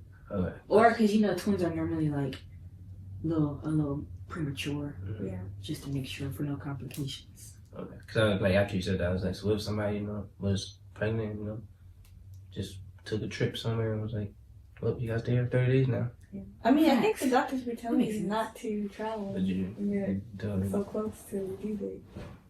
Yeah. Well, my, you know, Mike and Erica, Mhm. well, their due date was 2 months. Their baby 2 months preemie. Oh. He's so adorable though. I called him the other day and He's fun. He's holding his head up and just smiling and giggling. Damn. Yeah, he's hilarious. I'm gonna go see him tomorrow. Speaking of babies, No. are babies in any of your futures? I mean, as of like within the next 9 months, no. No, I'm just in Oh, general. okay. Yeah, I want kids. I want 4. Ooh, wee. I said, okay, yeah, I want 4, but maybe not birth 4. If I got So you twins, like though, Yeah. that'd be great. I do want twins, even though it's probably not likely. But I've heard opposite actually. People have been telling me a bunch of different stuff, and well, not a bunch of different stuff, but the people that have been telling me stuff, they're like, we always heard, oh, it skips a generation. mhm. I heard that's a lie. Well, I don't know, but I would like to have twins. But either way, I would like to have 4. But in this economy, I don't know, maybe just have to do with 2. But Yeah.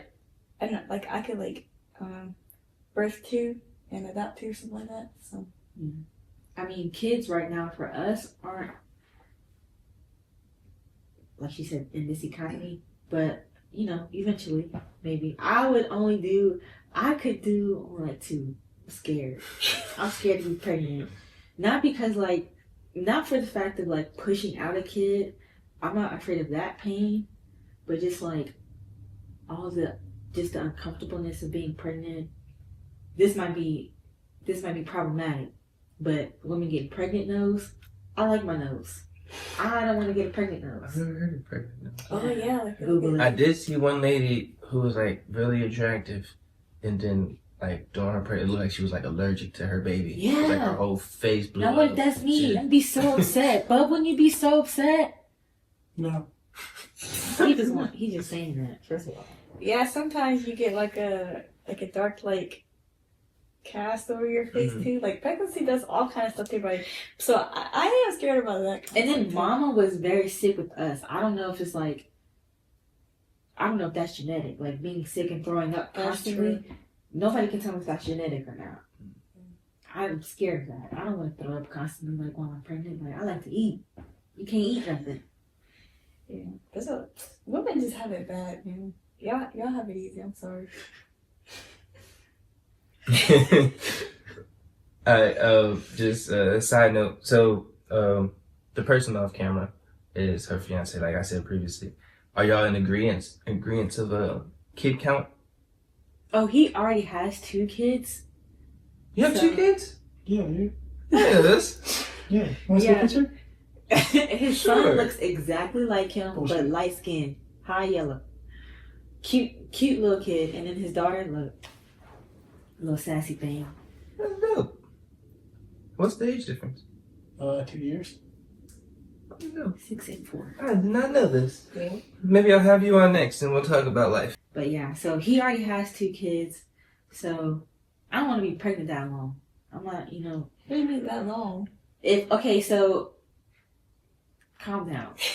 Calm down. I'm just saying, So, like you have to. no. Okay, so the older you get, the more dangerous it is for women to have kids. Yeah. You gotta think you need some gaps in between each kid. Oh, okay, So that's what you. if I say I want 4 kids, right now being 31, I thought about that. That's what I said too. right? If I say okay, I want 4 kids, and Start then popping them out back to back to back. I need a break. Easier said than done, buddy. I need a break, and then by then I'm gonna be at least 40. That's a lot. That's dangerous. And So- there's people in the early 20s with 8. families. Yeah, but I think since he already has 2, I could do 2. That'll be 4. A good. Nice And they'll family. be they'll be old enough too. Yeah, they'll be older. You got free childcare. Thanks. He doesn't think so. That's why I'm out to feed. Did y'all have a set a date yet? As of right now, not like an actual date, but like a time frame, summer of 2027. A lot of my friends have been getting engaged and just taking their time to actually, sign the paper. Well, that's because weddings cost money. I saw something on TikTok or social media, or whatever, where people were saying they're getting like venues and like places like that are getting upset because a lot of people are choosing to skip out on having a big wedding because of like obviously because of the way the economy is and like weddings are so expensive and more people are eloping or just doing like really really small weddings. So I can understand that. Yeah, my brother got married a few months ago, and it was me, him, his son, my brother, my other brother, my mom, my grandma, and her, and like a few friends. Intimate though. That's how our brother's wedding went. Yeah. And it wasn't even like a venue that he had to rent out. I think he just called and was like, "Hey, can I, get married here?" It took like 5 minutes, and it was like in the middle of the park, easy peasy. I was a DJ. I was like, hold the speaker up. It was dope. But yeah, that's how our brother's wedding was. He didn't even like it was on a trail where it was, and then like it was like a little like on a cliff. Yeah, on the side on a cliff, and so we you're right there, and then obviously like people can see his wife in a wedding dress and stuff like that. So, I think they like kind of waited where they're out of the view because they had a camera guy or whatever. Yeah, but it was nice. It was in California. Yeah, it was probably like 12 people maybe, if that. Nice, intimate. It was beautiful too. So. Yeah, especially in this kind of smaller weddings are the way to go. Because I mean, at the end of the day, you still get married. You just get married in a little bit less of a view of people. Yeah. Also, too, like you have to pay for all your guests, for them to eat and stuff, and they didn't pay for it. I'm not trying to do that. It's expensive. Y'all could come. Look, everybody bring a little lunchbox.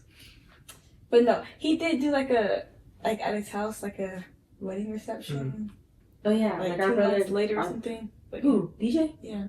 Oh, I thought you meant like over there, cause like our brother cooked, the dinner. He made the cake. He did all the food, and he made everything. It was nice. Save money when you can. I feel like I had a follow-up question, but it escaped me. What do your parents do? Our dad's retired. Yeah. Retired what? Just retired? Just retired. Retired truck driver. Oh yeah, retired truck driver. He used to work for Nabisco. We used to get a bunch of free cookies. Oreos. Chips Ahoy's. Ritz crackers. All that. Man, those were the days. Our mom used to fuss at him to tell him to stop bringing home, because he would bring home like boxes. Like it would be a big cardboard box or whatever, and then just fill it with different cookies and whatnot. Fun fact about the Ritz crackers.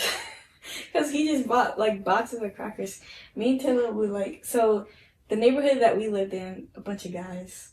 That's basically how we learned how to play sports and all that kind of stuff. I'm dead. I know what you're gonna say.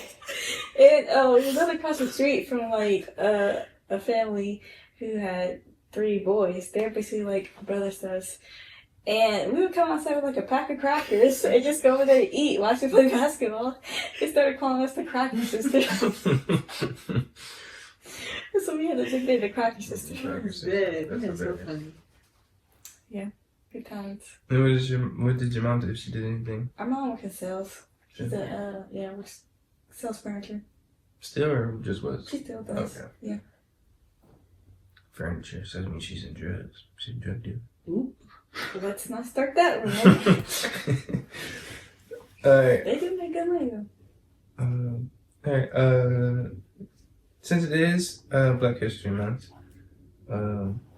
let's, talk about a little bit of, not really Black history, but, just being Black in general. How is life? Well, so y'all both came from a 2-parent household, which is uncommon in some areas. But how is life growing up as Black women in a 2-parent household, and just in general? I felt like our parents gave us a pretty good childhood and upbringing. We got to do like pretty much everything. Not that we were rich, but we were able to do, because our mom was a stay-at-home mom too for a while until we got to middle school. Yeah. So we got to do pretty much like all the sports that we wanted. We ended up eventually just sticking with basketball though, because we were just trying like softball. Well, we did basketball, volleyball, track, soccer for a little bit. Yeah, but we got to do like what we wanted, like sports wise. We even did a little bit of AAU.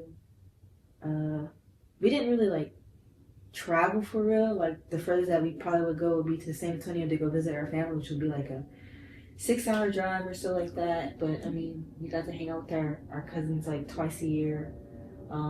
We had good Christmases. We got them, those old timey electric scooters with the seat. We'd fight over that.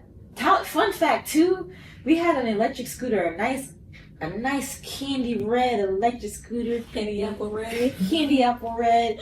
It had the seat on it. I think it had like a little caboose thing where you could put stuff in there. Like ride on it like this, kind of like a little moped, right? I already know where you're going. So go ahead, so I can tell my side. Tyler was chasing me one time on the scooter. Why was I chasing you? And I'm looking back. I don't know. Why was I chasing you? Now, wait, no.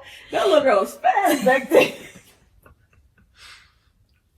And that scooter wasn't going fast enough. So I'm looking back, because obviously, like, she fast, like, she closer than I expect. I ran into a mailbox. Like a It's a brick mailbox. Picket mailbox or No, another it's a brick one? one. Oh, brick mailbox. Then we get scratches all on our scooters. Why? Tell them why.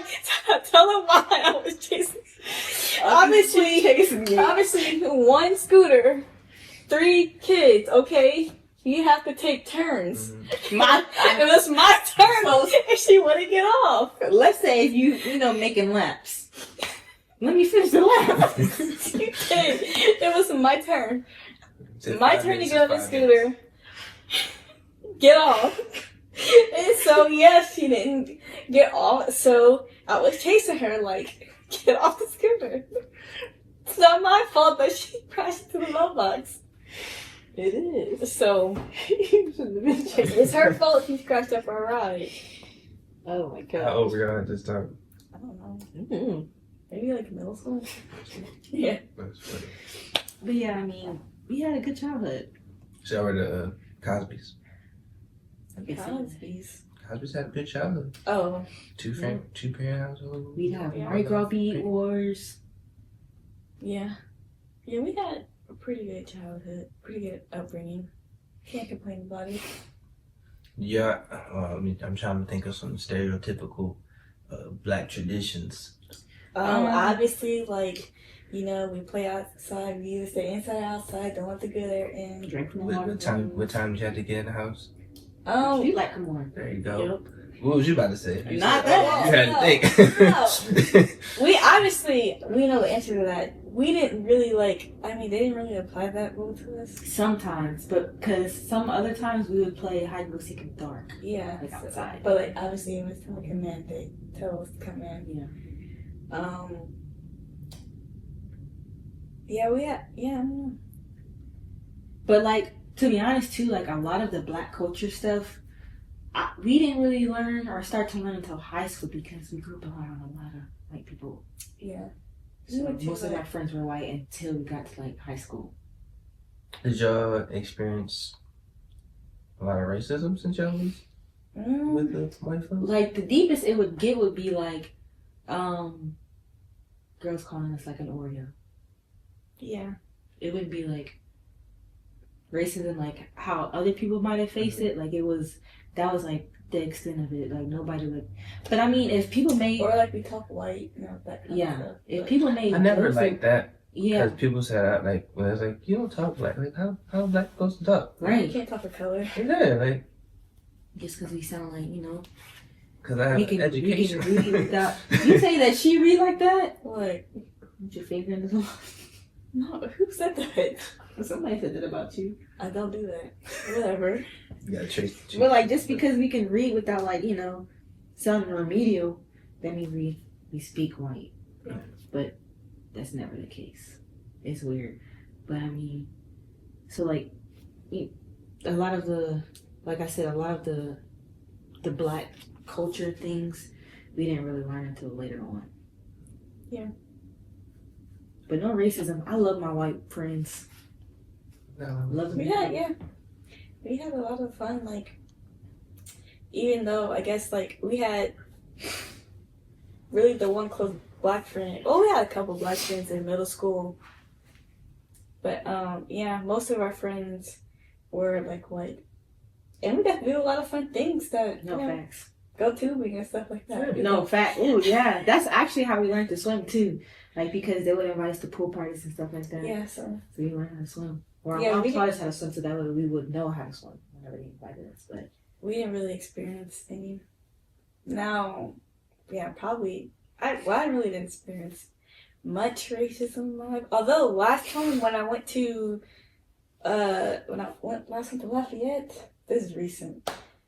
Was at Best Stop, right? And they had these, non-black people looking at the boudin, and they're getting the boudin out the freezer. And I said, "Well, that's not regular." I said, "That's smoked boudin." It was this old non-black person, this old white lady, right? and she white. That ain't right. She said it was this old white lady, and she was like, "Oh, good girl." And I'm like, I looked at my friend, and I'm like, "She just called me good girl," like, Cause you can read. Yeah. Once it spoke boudin, just like regular. yeah. And then, I was like, that rubbed me the wrong way. Yeah.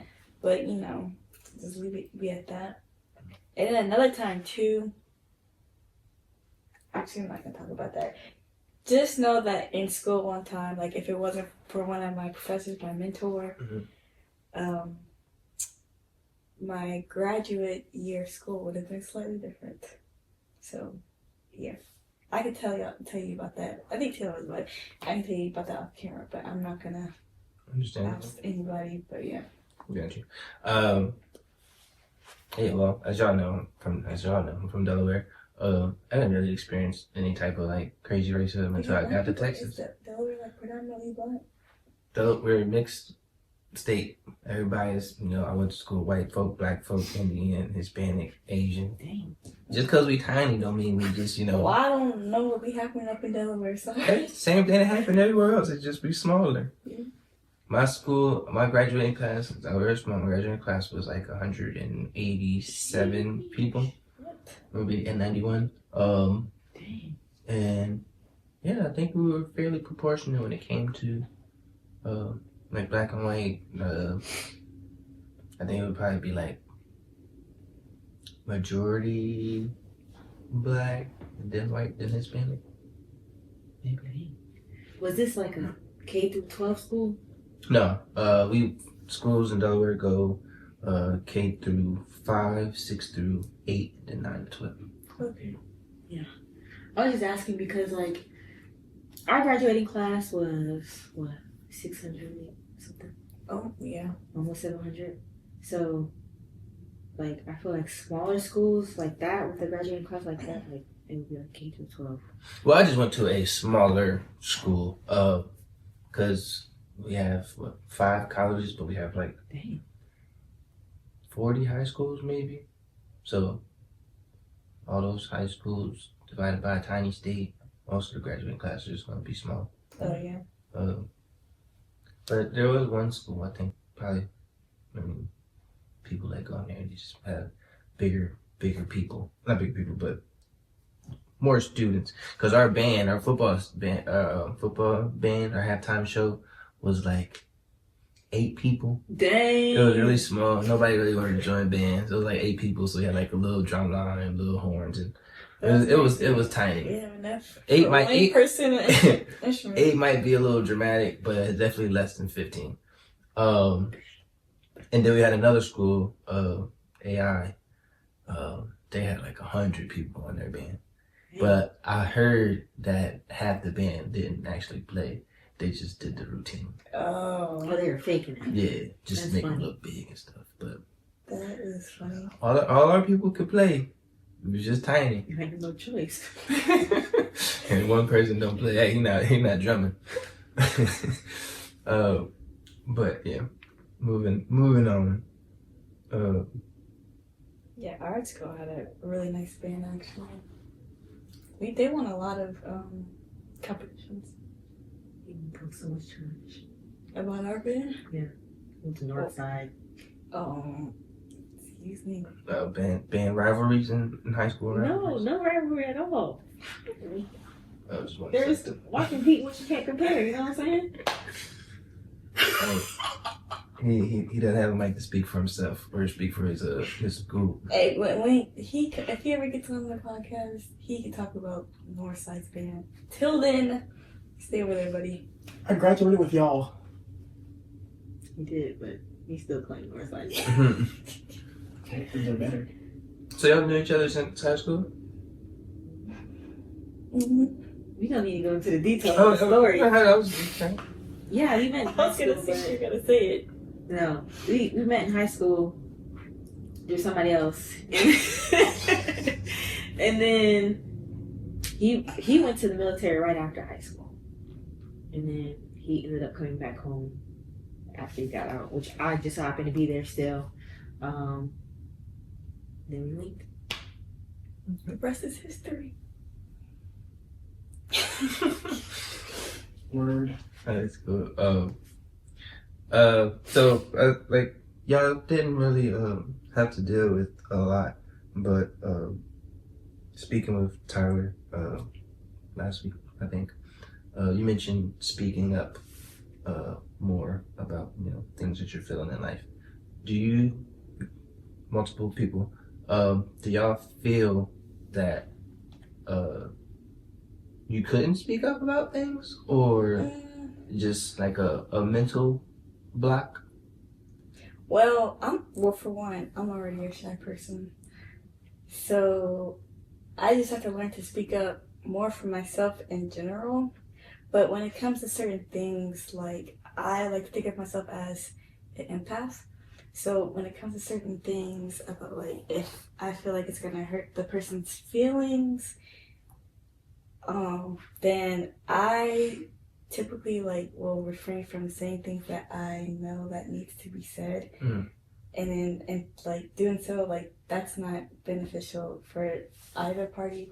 But I just me personally, I just don't like to be the cause of someone's hurt or make them feel bad or make them angry at me or any type of way. So in that sense, I just need to learn to learn to speak up and learn to just have the tough conversations even though you don't want to. Well, you can answer too, but that kind of comes with assuming thoughts of others feelings. Like me, you can have a conversation, and I could be thinking one thing and be like, well, if I said that, how they gonna feel? And then you just projecting your feelings on them, when the outcome could be totally different. They'd be like, all right, cool. Yeah, That's what it is. that's true. But then all that built up thought that you had is pretty much just weighing on yourself when it could have just just been a simple. That's like anxiety though. You're overthinking. I'm a big overthinker. Yeah, overthinking how somebody else's feelings would be. Mitchell called us out on that one time because there's a whole mic. but we had a friend that had a funeral, and then he was asking to go. And, we were like, no, we're just whatever. We're not gonna ask her if she wants us to go. We're just gonna be because we don't like funerals. So if we don't like funerals, we wouldn't ask our friends to go. So we're assuming that she's the same way, which we shouldn't have assumed, but I mean, we were. She didn't want us to go to be there, but he said that we should give her the opportunity to answer, which is true. We shouldn't take that. We shouldn't take that away from somebody. But yeah.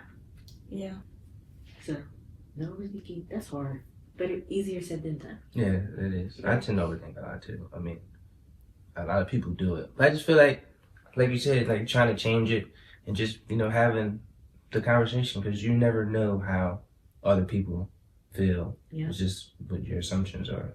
And it's usually what you said, they're probably gonna say, oh, okay, cool. It's most of the time it's normally that. Yeah. Versus what we're thinking. And I feel like it plays a lot to relationships in any aspect of not having a conversation with somebody or prolonging it can end up being detrimental to the relationship. So you can, have this feeling on day one, and you can have that conversation on day one, Or you can have that feeling and just be like, no, I don't want to have that conversation. No, I don't want to have that conversation. And then when you finally have that conversation, you're just like, all that built up. Yeah. For no reason. Yeah. Thinking it's going And then it just eats at you. And yeah. I'm a big overthinker. It's a doozy. Very, very hard on myself. So putting those two things together is not a good combo. And so yeah. I just never want to be the type of person that just makes somebody feel bad, like feel unwanted or whatever. I feel anything other than joy or happiness, which is unlikely. Yeah, I don't like being seen as the mean person. Hey, sometimes feelings gotta be hurt. She take it out on me. And that's facts. You're mean to me. No, you're Nah, Tal used to be so mean to me when we were little. Taylor's annoying, that's why. If someone's annoying you, what do you do so they'll go away, leave you alone? Depends on who the person that is annoying. She was very annoying. Siblings fight. And she knows it. I was not annoying. I'm being a regular sister. Play with me. Do you want to build a snowman? For real. Shoot. If you say so. Weenie. Did y'all fight a lot growing up? Yes. Oh, okay. Not like fist fighting. Not fist fighting. Yeah. But like arguing and stuff. It depends. We went through our like spells where we doing good and spells where we do bad. So bossy. Our daddy be calling her bossy time. You know, me and my I like being certain. you understand? Me and my brother, mainly my middle brother, we used to fight all the time. Fist fight, argue. One time, I don't know why I think about it all the time. He like tickled me. Like he just kept tickling me. And like sometimes like I like hyperventilate. Well, back then I hyperventilated. It's like stop tickling me. I kicked him in his face. It was accidental, but you know, you get kicked in the face, now you gotta beat up the person. So that started a fight. But we used to fight all the time. But I feel like we're like a lot. I mean, we're adults now, so it's like not. Yeah. We fought. I think our last fight, I was 22, maybe 21. It was just a point where he had to stop treating me like a little brother, but now we're great. Like I love my brothers. Yeah, that's all real cool. But also, like, if our mom said we didn't get like whooped with the belt often, but our mom was like, if y'all are gonna put y'all hands on each other, that gives me a reason to that gives me a reason to whip y'all. Yeah. So if we put our hands on each other, that's whenever she would whip us. Like whip us real. So the other time just like stick your hand out, This one time I remember vividly, we were arguing in the bathroom and we weren't even fist fighting. I don't even think, like, we didn't put our hands on each other. I don't even remember like what we were arguing about. Arguing in the bathroom, I'm on this came and started swinging with the belt. I kid you not, I had like a welt on my leg. Someone right here that just left like the end of the boat. It was just a mark on my leg. I remember that like it was yesterday. Yeah, I remember it too. I remember one time my mama, I don't know what I did, but she was chasing me around the house. She didn't get me though. And she said, she said, like, don't worry, like, something about, like, you gonna forget or something like that. Boy, I was scared for that whole week. She forgot, though. I just get it. We weren't allowed to fist fight. Although, which probably wouldn't have anyways. The most that we've done, though, but we weren't, like, fighting. We, like, I think Taylor mentioned earlier, we would have when our parents weren't going. Well, first of all, so when our dad would be going, and our mom would be like, she brings home some clothes, she'd be shopping, she didn't want dad to know, we would have to yell code red. So that's code red throughout the house that our dad was pulling up in the driveway. So when they were both gone, and our mom would come home, we would have a code blue. So when they were gone, we would take Mardi Gras beads, cut them up into like two little pieces. And me, Taylor, and our brother, we would have like little wars where we take the Mardi Gras beads and fling them with rubber bands. With rubber bands. And so that's what we would do as kids. So we weren't really like fighting for real, but like just having like little wars. And then our mom pull up, yell code blue, pick up all the beads. So it'll take a little second to get out the car, so you got time to run around. and get the Mardi Gras beads. One time, the printer for our computer was jammed, and our dad had to fix it. And there was a Mardi Gras bead in there.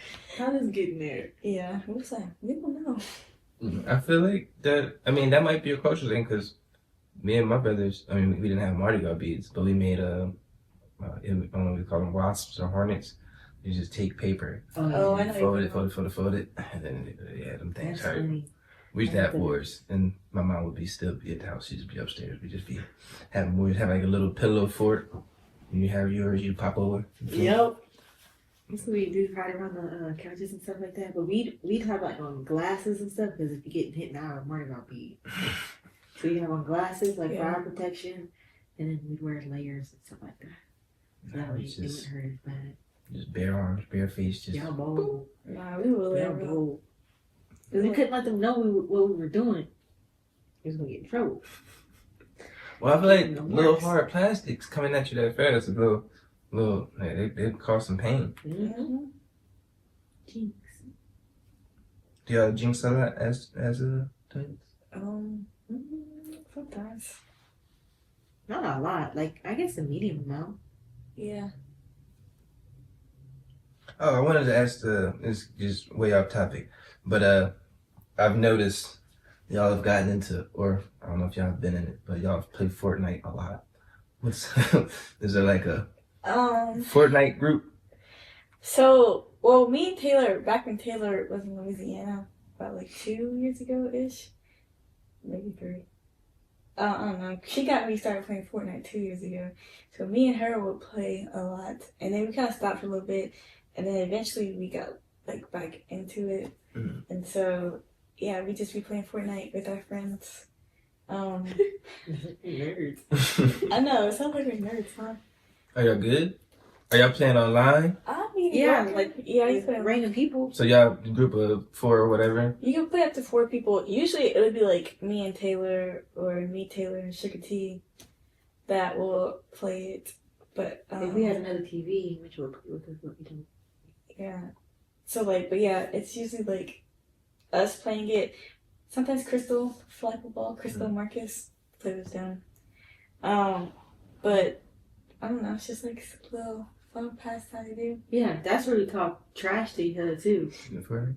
I never got into Fortnite. I tried to play it. I couldn't not understand it, but I don't know if my brain wasn't processing. Build a shield, shoot somebody. We can't do that. We play zero. Oh, yeah. build. There's an option. Yeah, there's an option where you Yeah. do like you don't have any building. I ain't got time to He's do all gonna that. shoot. Then at that point, isn't it just Warzone with colorful weapons? Pretty much. I mean, I Yeah, guess so. but you can still hide behind like rocks and like hiding Yeah. houses and stuff You like can do that. that. Yeah, Warzone. you can have on buildings and stuff like that. So yeah, you just different characters. Yeah. And different type of guns and So different fun. hills. So it's just colorful Warzone. Yeah. If you're good at that, you'll be good at Fortnite. I think. Yeah. I don't see much But difference. it's funny. I have been playing the game more often. I should have been playing a lot because I have all the spare time in life. But maybe I'll give it another shot. It is free, right? Yeah, You just free. gotta pay for all the skins in this year. Yeah, like the only thing is like, okay, you can get the battle pass, and then after you get it one time, however much it is, $10, I don't know. After you get it that one time, if you play consistently, you'll pretty much get the battle pass free every new chapter, season, whatever they call it. So you just gotta play consistently, so that way you can go through the thing and then collect the free V-Bucks. I'm never buying V-Bucks. I'm not doing all that. 'Cause you get a bunch of free stuff, so unless you want to spend your own money, you can spend it, but you don't have to. It's not required too. Maybe when I start my streaming career. It is fun though. Yeah, streaming is fun. It's funny.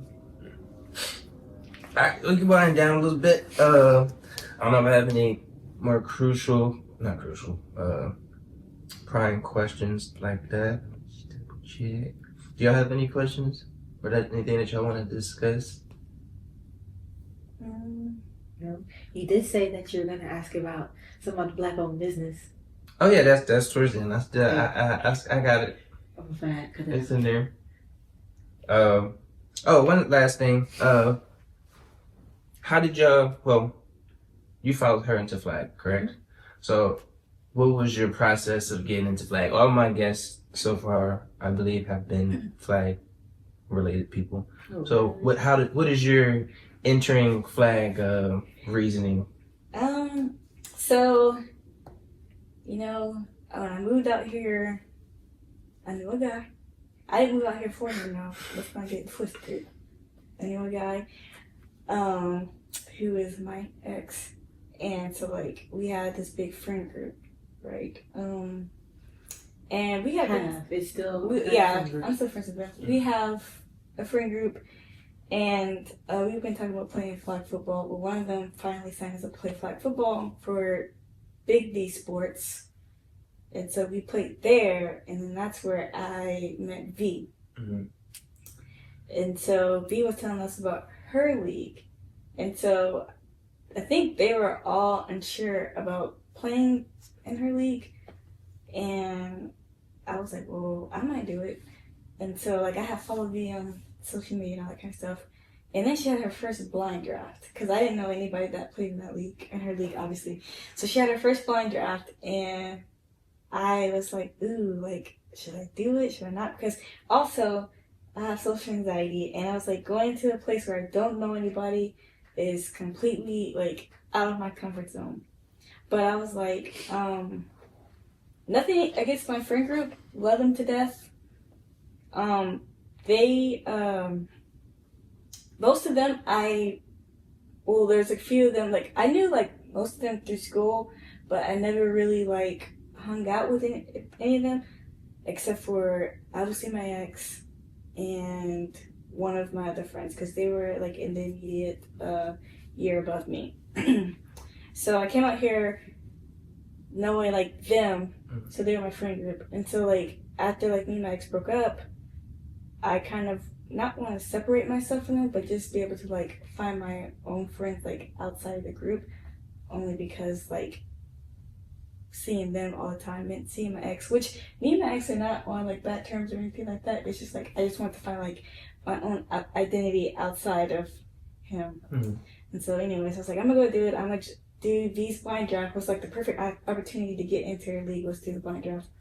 So I did that, and yeah, I ended up being on V's team for that blind draft, and then I just met other people, and then some people had picked me up to play in their team, and so then, yeah, that's how I got the flag. And whenever Taylor came out here, yeah, I just pulled her in. Now she's on the best team, you know, playing like poop.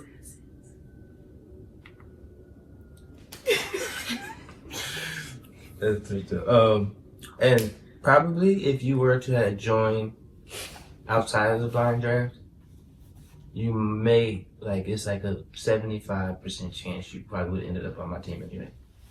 Why is that? Because she loves putting the people on my team. Oh. She's like, hey, can you take this one? It's like, yeah, sure, I got you. Probably because you're just willing to say yeah. Yeah, but I'm nice. I'm like, out of all the quarterbacks and captains, I think I'm one of the nicest and non-yelling. Mm. Yeah, you don't yell. Ain't no reason to. We ain't winning nothing. I didn't. Ain't no money involved. No facts. You get a picture, maybe a little discount. T-shirt, that's the either. You get a t-shirt? No, you get a nice picture. No t-shirt. The Fridays, she gave out t-shirts. Oh yeah, she did give a t-shirt. Oh yeah, I remember that. Yeah, so if we ain't winning nothing, if I ain't getting paid. You win bragging rights. Yeah, but I ain't gotta yell at y'all to get bragging rights. Yes. I brag regardless. People know my talent. That's right. How did you get into flag? I played flag in college. I went to UNT, and I joined my dorms, my residential halls team. So I played for my hall, and then I played for them for like a year or two maybe, and then when I left to join the Navy, I came back to Texas, and I was by myself. It was 2020, and all of my friends were, you know, moving on with their lives. You know, one's getting married, other ones, you know, doing other big things, and yeah, everybody's just doing other stuff. So like, I need some friends. I need to hang out with somebody. So I found a league, signed up my best friend as well, and started playing. had a team. I played on a free agency team.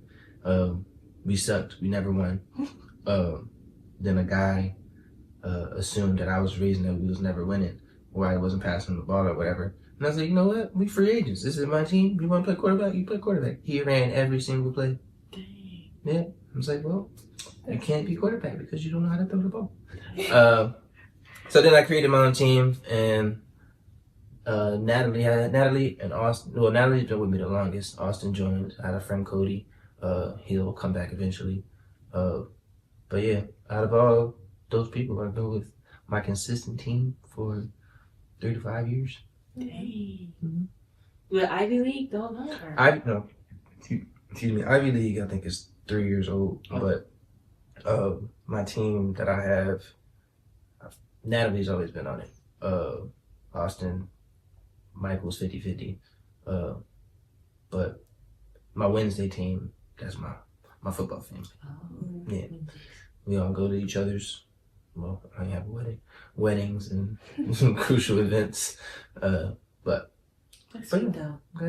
I developed so I have my college friends, core group. Those are my brothers. Probably most of them will be groomsmen. And then I have my football people, which probably one may be a groomsman. But still invited to them. But all invited to it. Yeah. So Flag is really like a family community thing, Yeah. for real.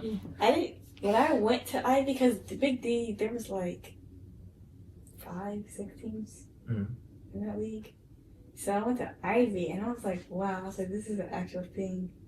And then I remember I was on the phone with Taylor, and I was so nervous. I was like, oh my gosh, I'm so nervous. Like, I can't do this. I can't go. I was like, I don't know anybody, and there's so many people, and they literally know each other. Everybody knows each other. I was so nervous. But yeah, you meet a lot of new people, and I did it, like I said, to make friends, and so met a lot of new people, made a lot of friends. If that was me in Tyler's shoes, I probably would have not done it. Like, that's nerve-wracking to be somewhere with a lot of people and you don't know anybody. Yeah. Like, it was easier to transition into flag football, like, out here because I knew Tyler. Like, whenever Tyler wasn't there, like, if I would get to the field and Tyler wasn't there, like, I was nervous because I was by myself. I don't know these people. But, I mean, it was cool. Everybody's really nice, though, so it makes it easier, like, to jump into it. Yeah, the flag community in general is a welcoming community until you get to the competition and everybody want to talk trash. That's why I don't play a lot of competitions. 'Cause I like having fun. I'm not gonna lie, I kind of like the trash talk.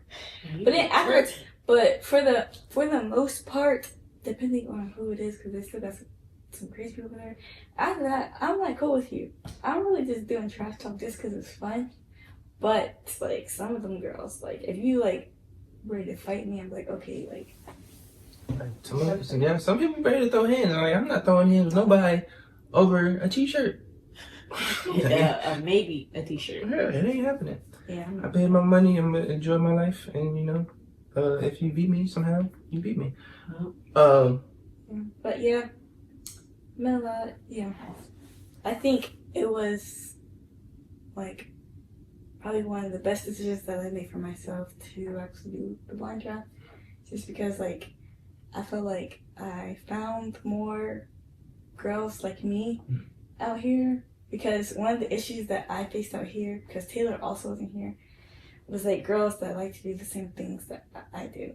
Like, don't get me wrong, I like to get dressed up, get cute, blah, blah, that stuff. But I've been doing sports all my life. And to find like girls who are athletic and good at that, I feel like, I guess, your community. yeah, You found your people. I'm like, yeah, and just met really good people, really good friends. All right. We are an hour and a half in. Ooh. So we'll hit the wind down session, like I said 10-15 minutes ago. But I guess this is the part where y'all can introduce y'all apparel. Oh, Would okay. you like to start? I'll go first. You should save the best for last. Okay, go ahead. Not that this is not great, but come on, man. You know what I'm talking about? Yeah. I likes that. So I love this. All right. Anyways, this brand is. This is not the brand, but you know the saying, "Only hang with hustlers." But the brand is Power Pump Girls. They're located in Baton Rouge, Louisiana. They do a lot of like things for the homeless, like homeless women. They provide sanitary products because like homeless people, they give them like the bare minimum. They don't really they don't really focus on like sanitary needs and stuff like that for women specifically because it's really hard for them to get those type of things. So that's like mostly what their brand and stuff is like that. So I was like, man, I like that. I also like the sweater from Hero Hustlers, and it's embroidered. I love embroidered things. So yeah, I was like, I need one of those. So I got one of those. That's it. Yeah. Okay, so look at this one here. So my brand is Untapped Potential, or just Untapped, really. So my initials spell out tap. So that's why it's in different colors than the rest. But I'm really trying to get things running with it. I kind of like paused it for a little bit. I really need to get back into it. But I did make this. There's three hoodies out right now. I have one, Taylor has one, and my dad has one. But really the premise behind Untapped Potential is really just, like everybody has a lot of potential. Potential is something that's hidden. You don't really see it yet. So, you gotta lock into that untapped potential. Take it to the next level. Take it to the next level. Like a lot of us, you might be kind of just sitting dormant or feel like complacent right now. You may feel, I guess this is my little... Go ahead. Go do your motivation. You may feel like a little... a little lost, or just feel like, you're kind of just stuck. That potential is still there. You just gotta dig deep. You gotta find it. Don't ever give up or lose hope or lose sight of your goals and your ambitions. I know I did at one point. Especially when I was studying for my exams. It was a long, hard, brutal process, but the light is always at the end of the tunnel. You're gonna get there. So yeah, untapped potential is really just about it's there, it's in you. You have it in you. You just gotta bring it out of you. You gotta pull it out. So yeah.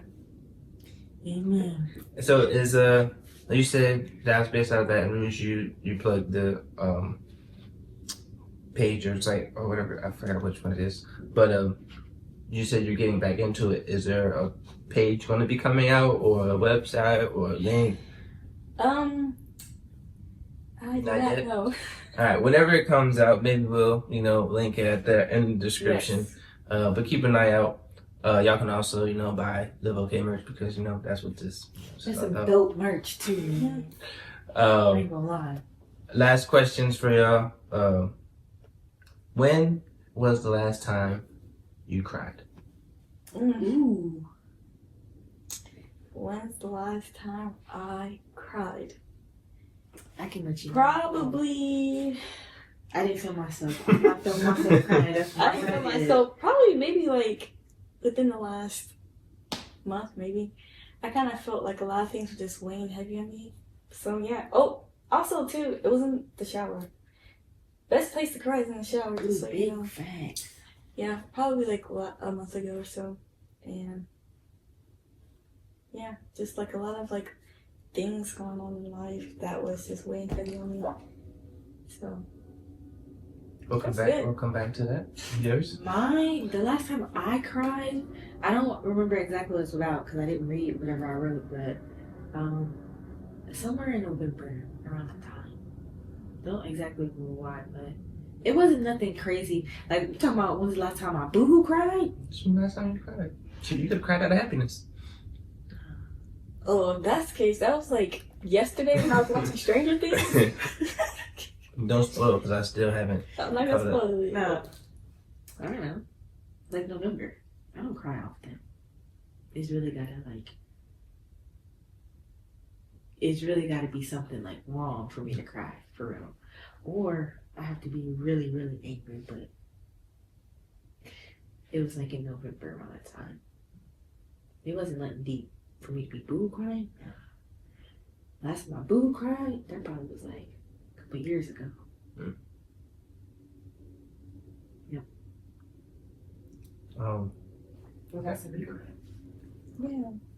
Uh, It's okay for men to cry. Just so you know. Yeah, no, for real. It's okay for men to feel any type of emotion that they need to feel. I'm In that moment. I'm going to answer the question. Oh. A year and 2 months ago, almost to the day, Dang. That's specific. I'm not gonna ask why. my grandfather died. So sorry to hear that. It's on the anniversary when my grandpa passed away.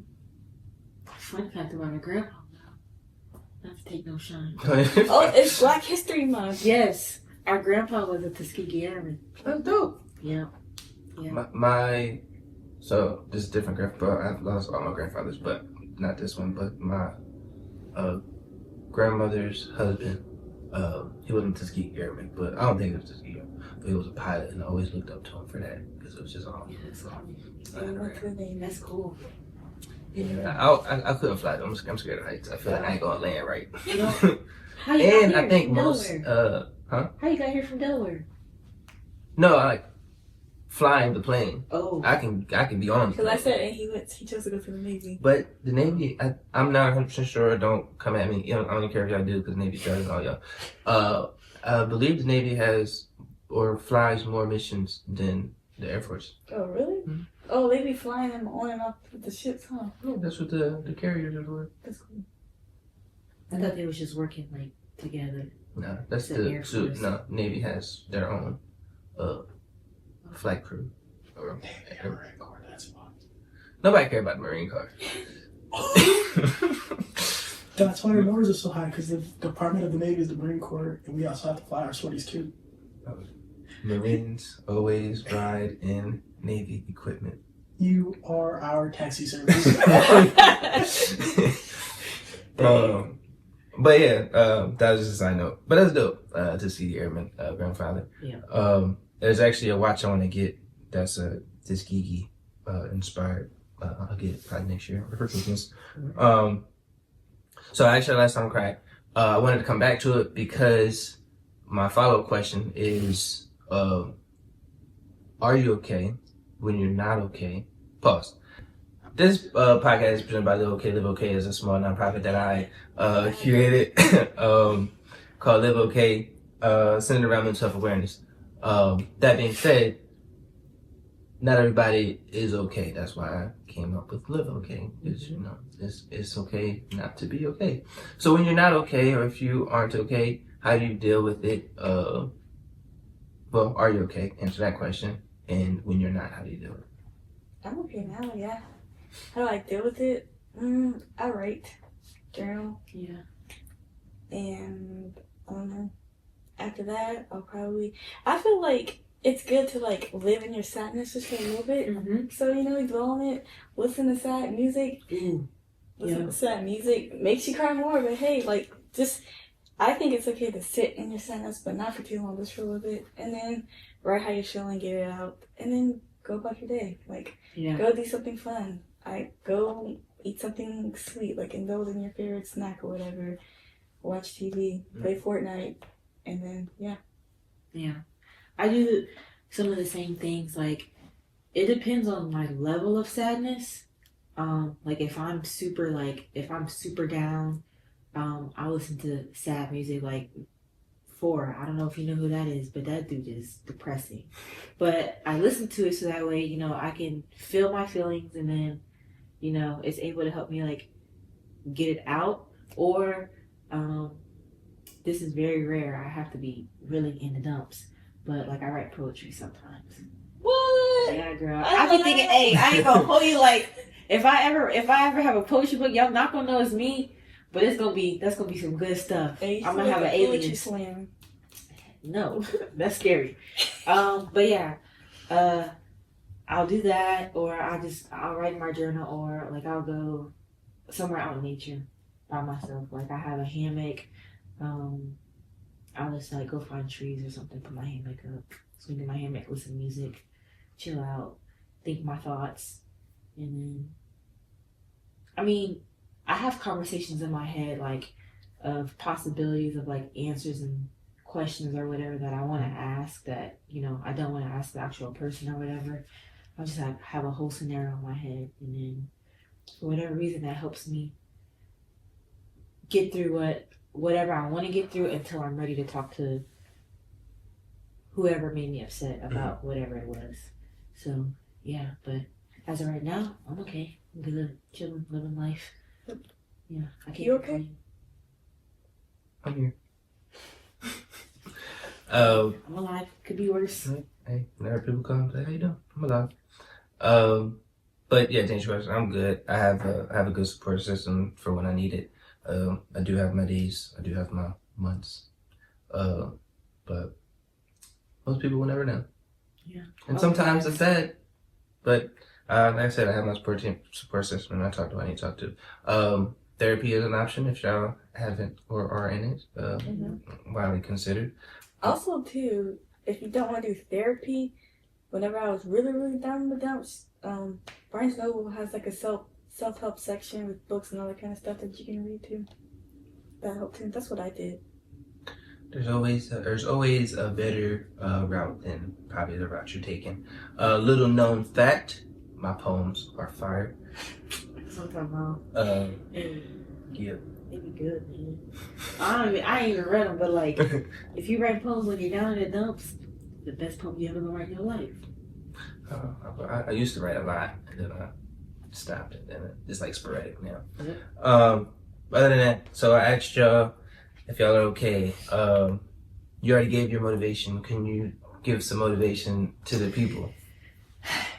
My motivation to the people. I don't know. It's my motivation. It's hard. I can't say do what I do. But what I do is, for the most part, I just try to keep a positive outlook on life because, like, my thought process is somebody always has it worse than me. So that's not really nothing good to say. Like, just think that somebody always has it worse than you. But if you got all your limbs, you got everything that you need, you got food, you have clothes on your back, you have a roof over your head, it could be worse. It can always be worse. So be thankful for what you have. Thank the Lord. He's going to get you through it. I don't really know what else to say besides that. That was good. I like that. Good motivation. I normally end with my motivation, but I just want to piggyback off what she said because I've said it previously. Doesn't matter what you're going through. Your worst day is somebody's best day, and your best day is somebody's worst day. There's always light at the end of the tunnel. So yeah, just keep pushing. Try to find your way out. It might not be right to what other people are thinking, but as long as you know you're making progress, keep making your progress. Anything else that y'all would like to discuss before we call it quits? We are on with twins, if you haven't noticed. They look exactly alike. I think that's it. Oh, Lady Assassin's going down. Sorry. We play out last. I know. I saw that. I was like, Save last. the best for Put it last. at the end. I was so upset. That's crazy. And I'm missing 2 people. Daddy's like, we're gonna miss the last week. Alright. But it is what it is. She has never beat me. She joined my team. They both are on my team, and she has never beat me. She never will beat me. I refuse. Even if I gotta run, even though I can't run with the other ladies. I'll figure it out. I'll put a wig on or something. But other than that, it has been a great, almost 2-hour conversation. That's crazy. Probably going to be the longest episode I put out, but it is 2 people. Yeah. And get double the entertainment. 2 for 1 special. And I still got to record my solo section. Oof. Yeah, so. That's what you do. I watched this day. Oh yeah, see, this is crazy, right? When it lined up and everything, I was so excited. I called my brother. I was like, "Look at my editing skills." But I do appreciate y'all coming on. I do appreciate having the conversation, Mitchell. I will have you on sooner or later, and then we can discuss how the Navy is. But other than that, like I said, I appreciate y'all. Oh, one fun fact.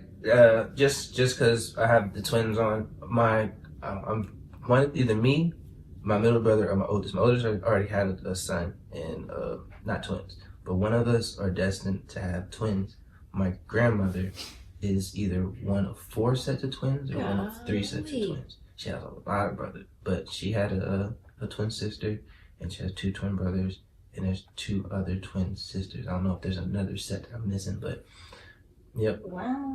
And he said it skips a generation, so one of us is destined to have some Is she twins. fraternal or identical? Identical. All of the sets are identical. Dang! That's crazy.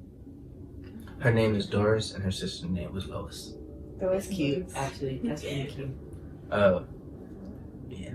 Golly. Other than that, appreciate y'all. Like I said, keep doing great things. Keep like, sharing, subscribing. Everything that I said below. That is Taylor and Tyler. We are at 77. We may have went to 78, but we're at 77 subscribers. Once we get to the 100, then I will be dispersing some funds to one lucky person. But yeah, keep doing great things. Keep like, sharing, subscribing. Love y'all. Peace out. Deuces. Later. Thanks for listening to the Ramblings of a Madman. If you want to come on and have a conversation, feel free to message me at the email in the bio. I'll get back to you as soon as I can. Life is about choices. It would be great if you choose to like, share, and subscribe. Stay safe and be great. Ain't perfect, but ain't no complaining. I know my shit is different, I just can't explain it. Food for thought.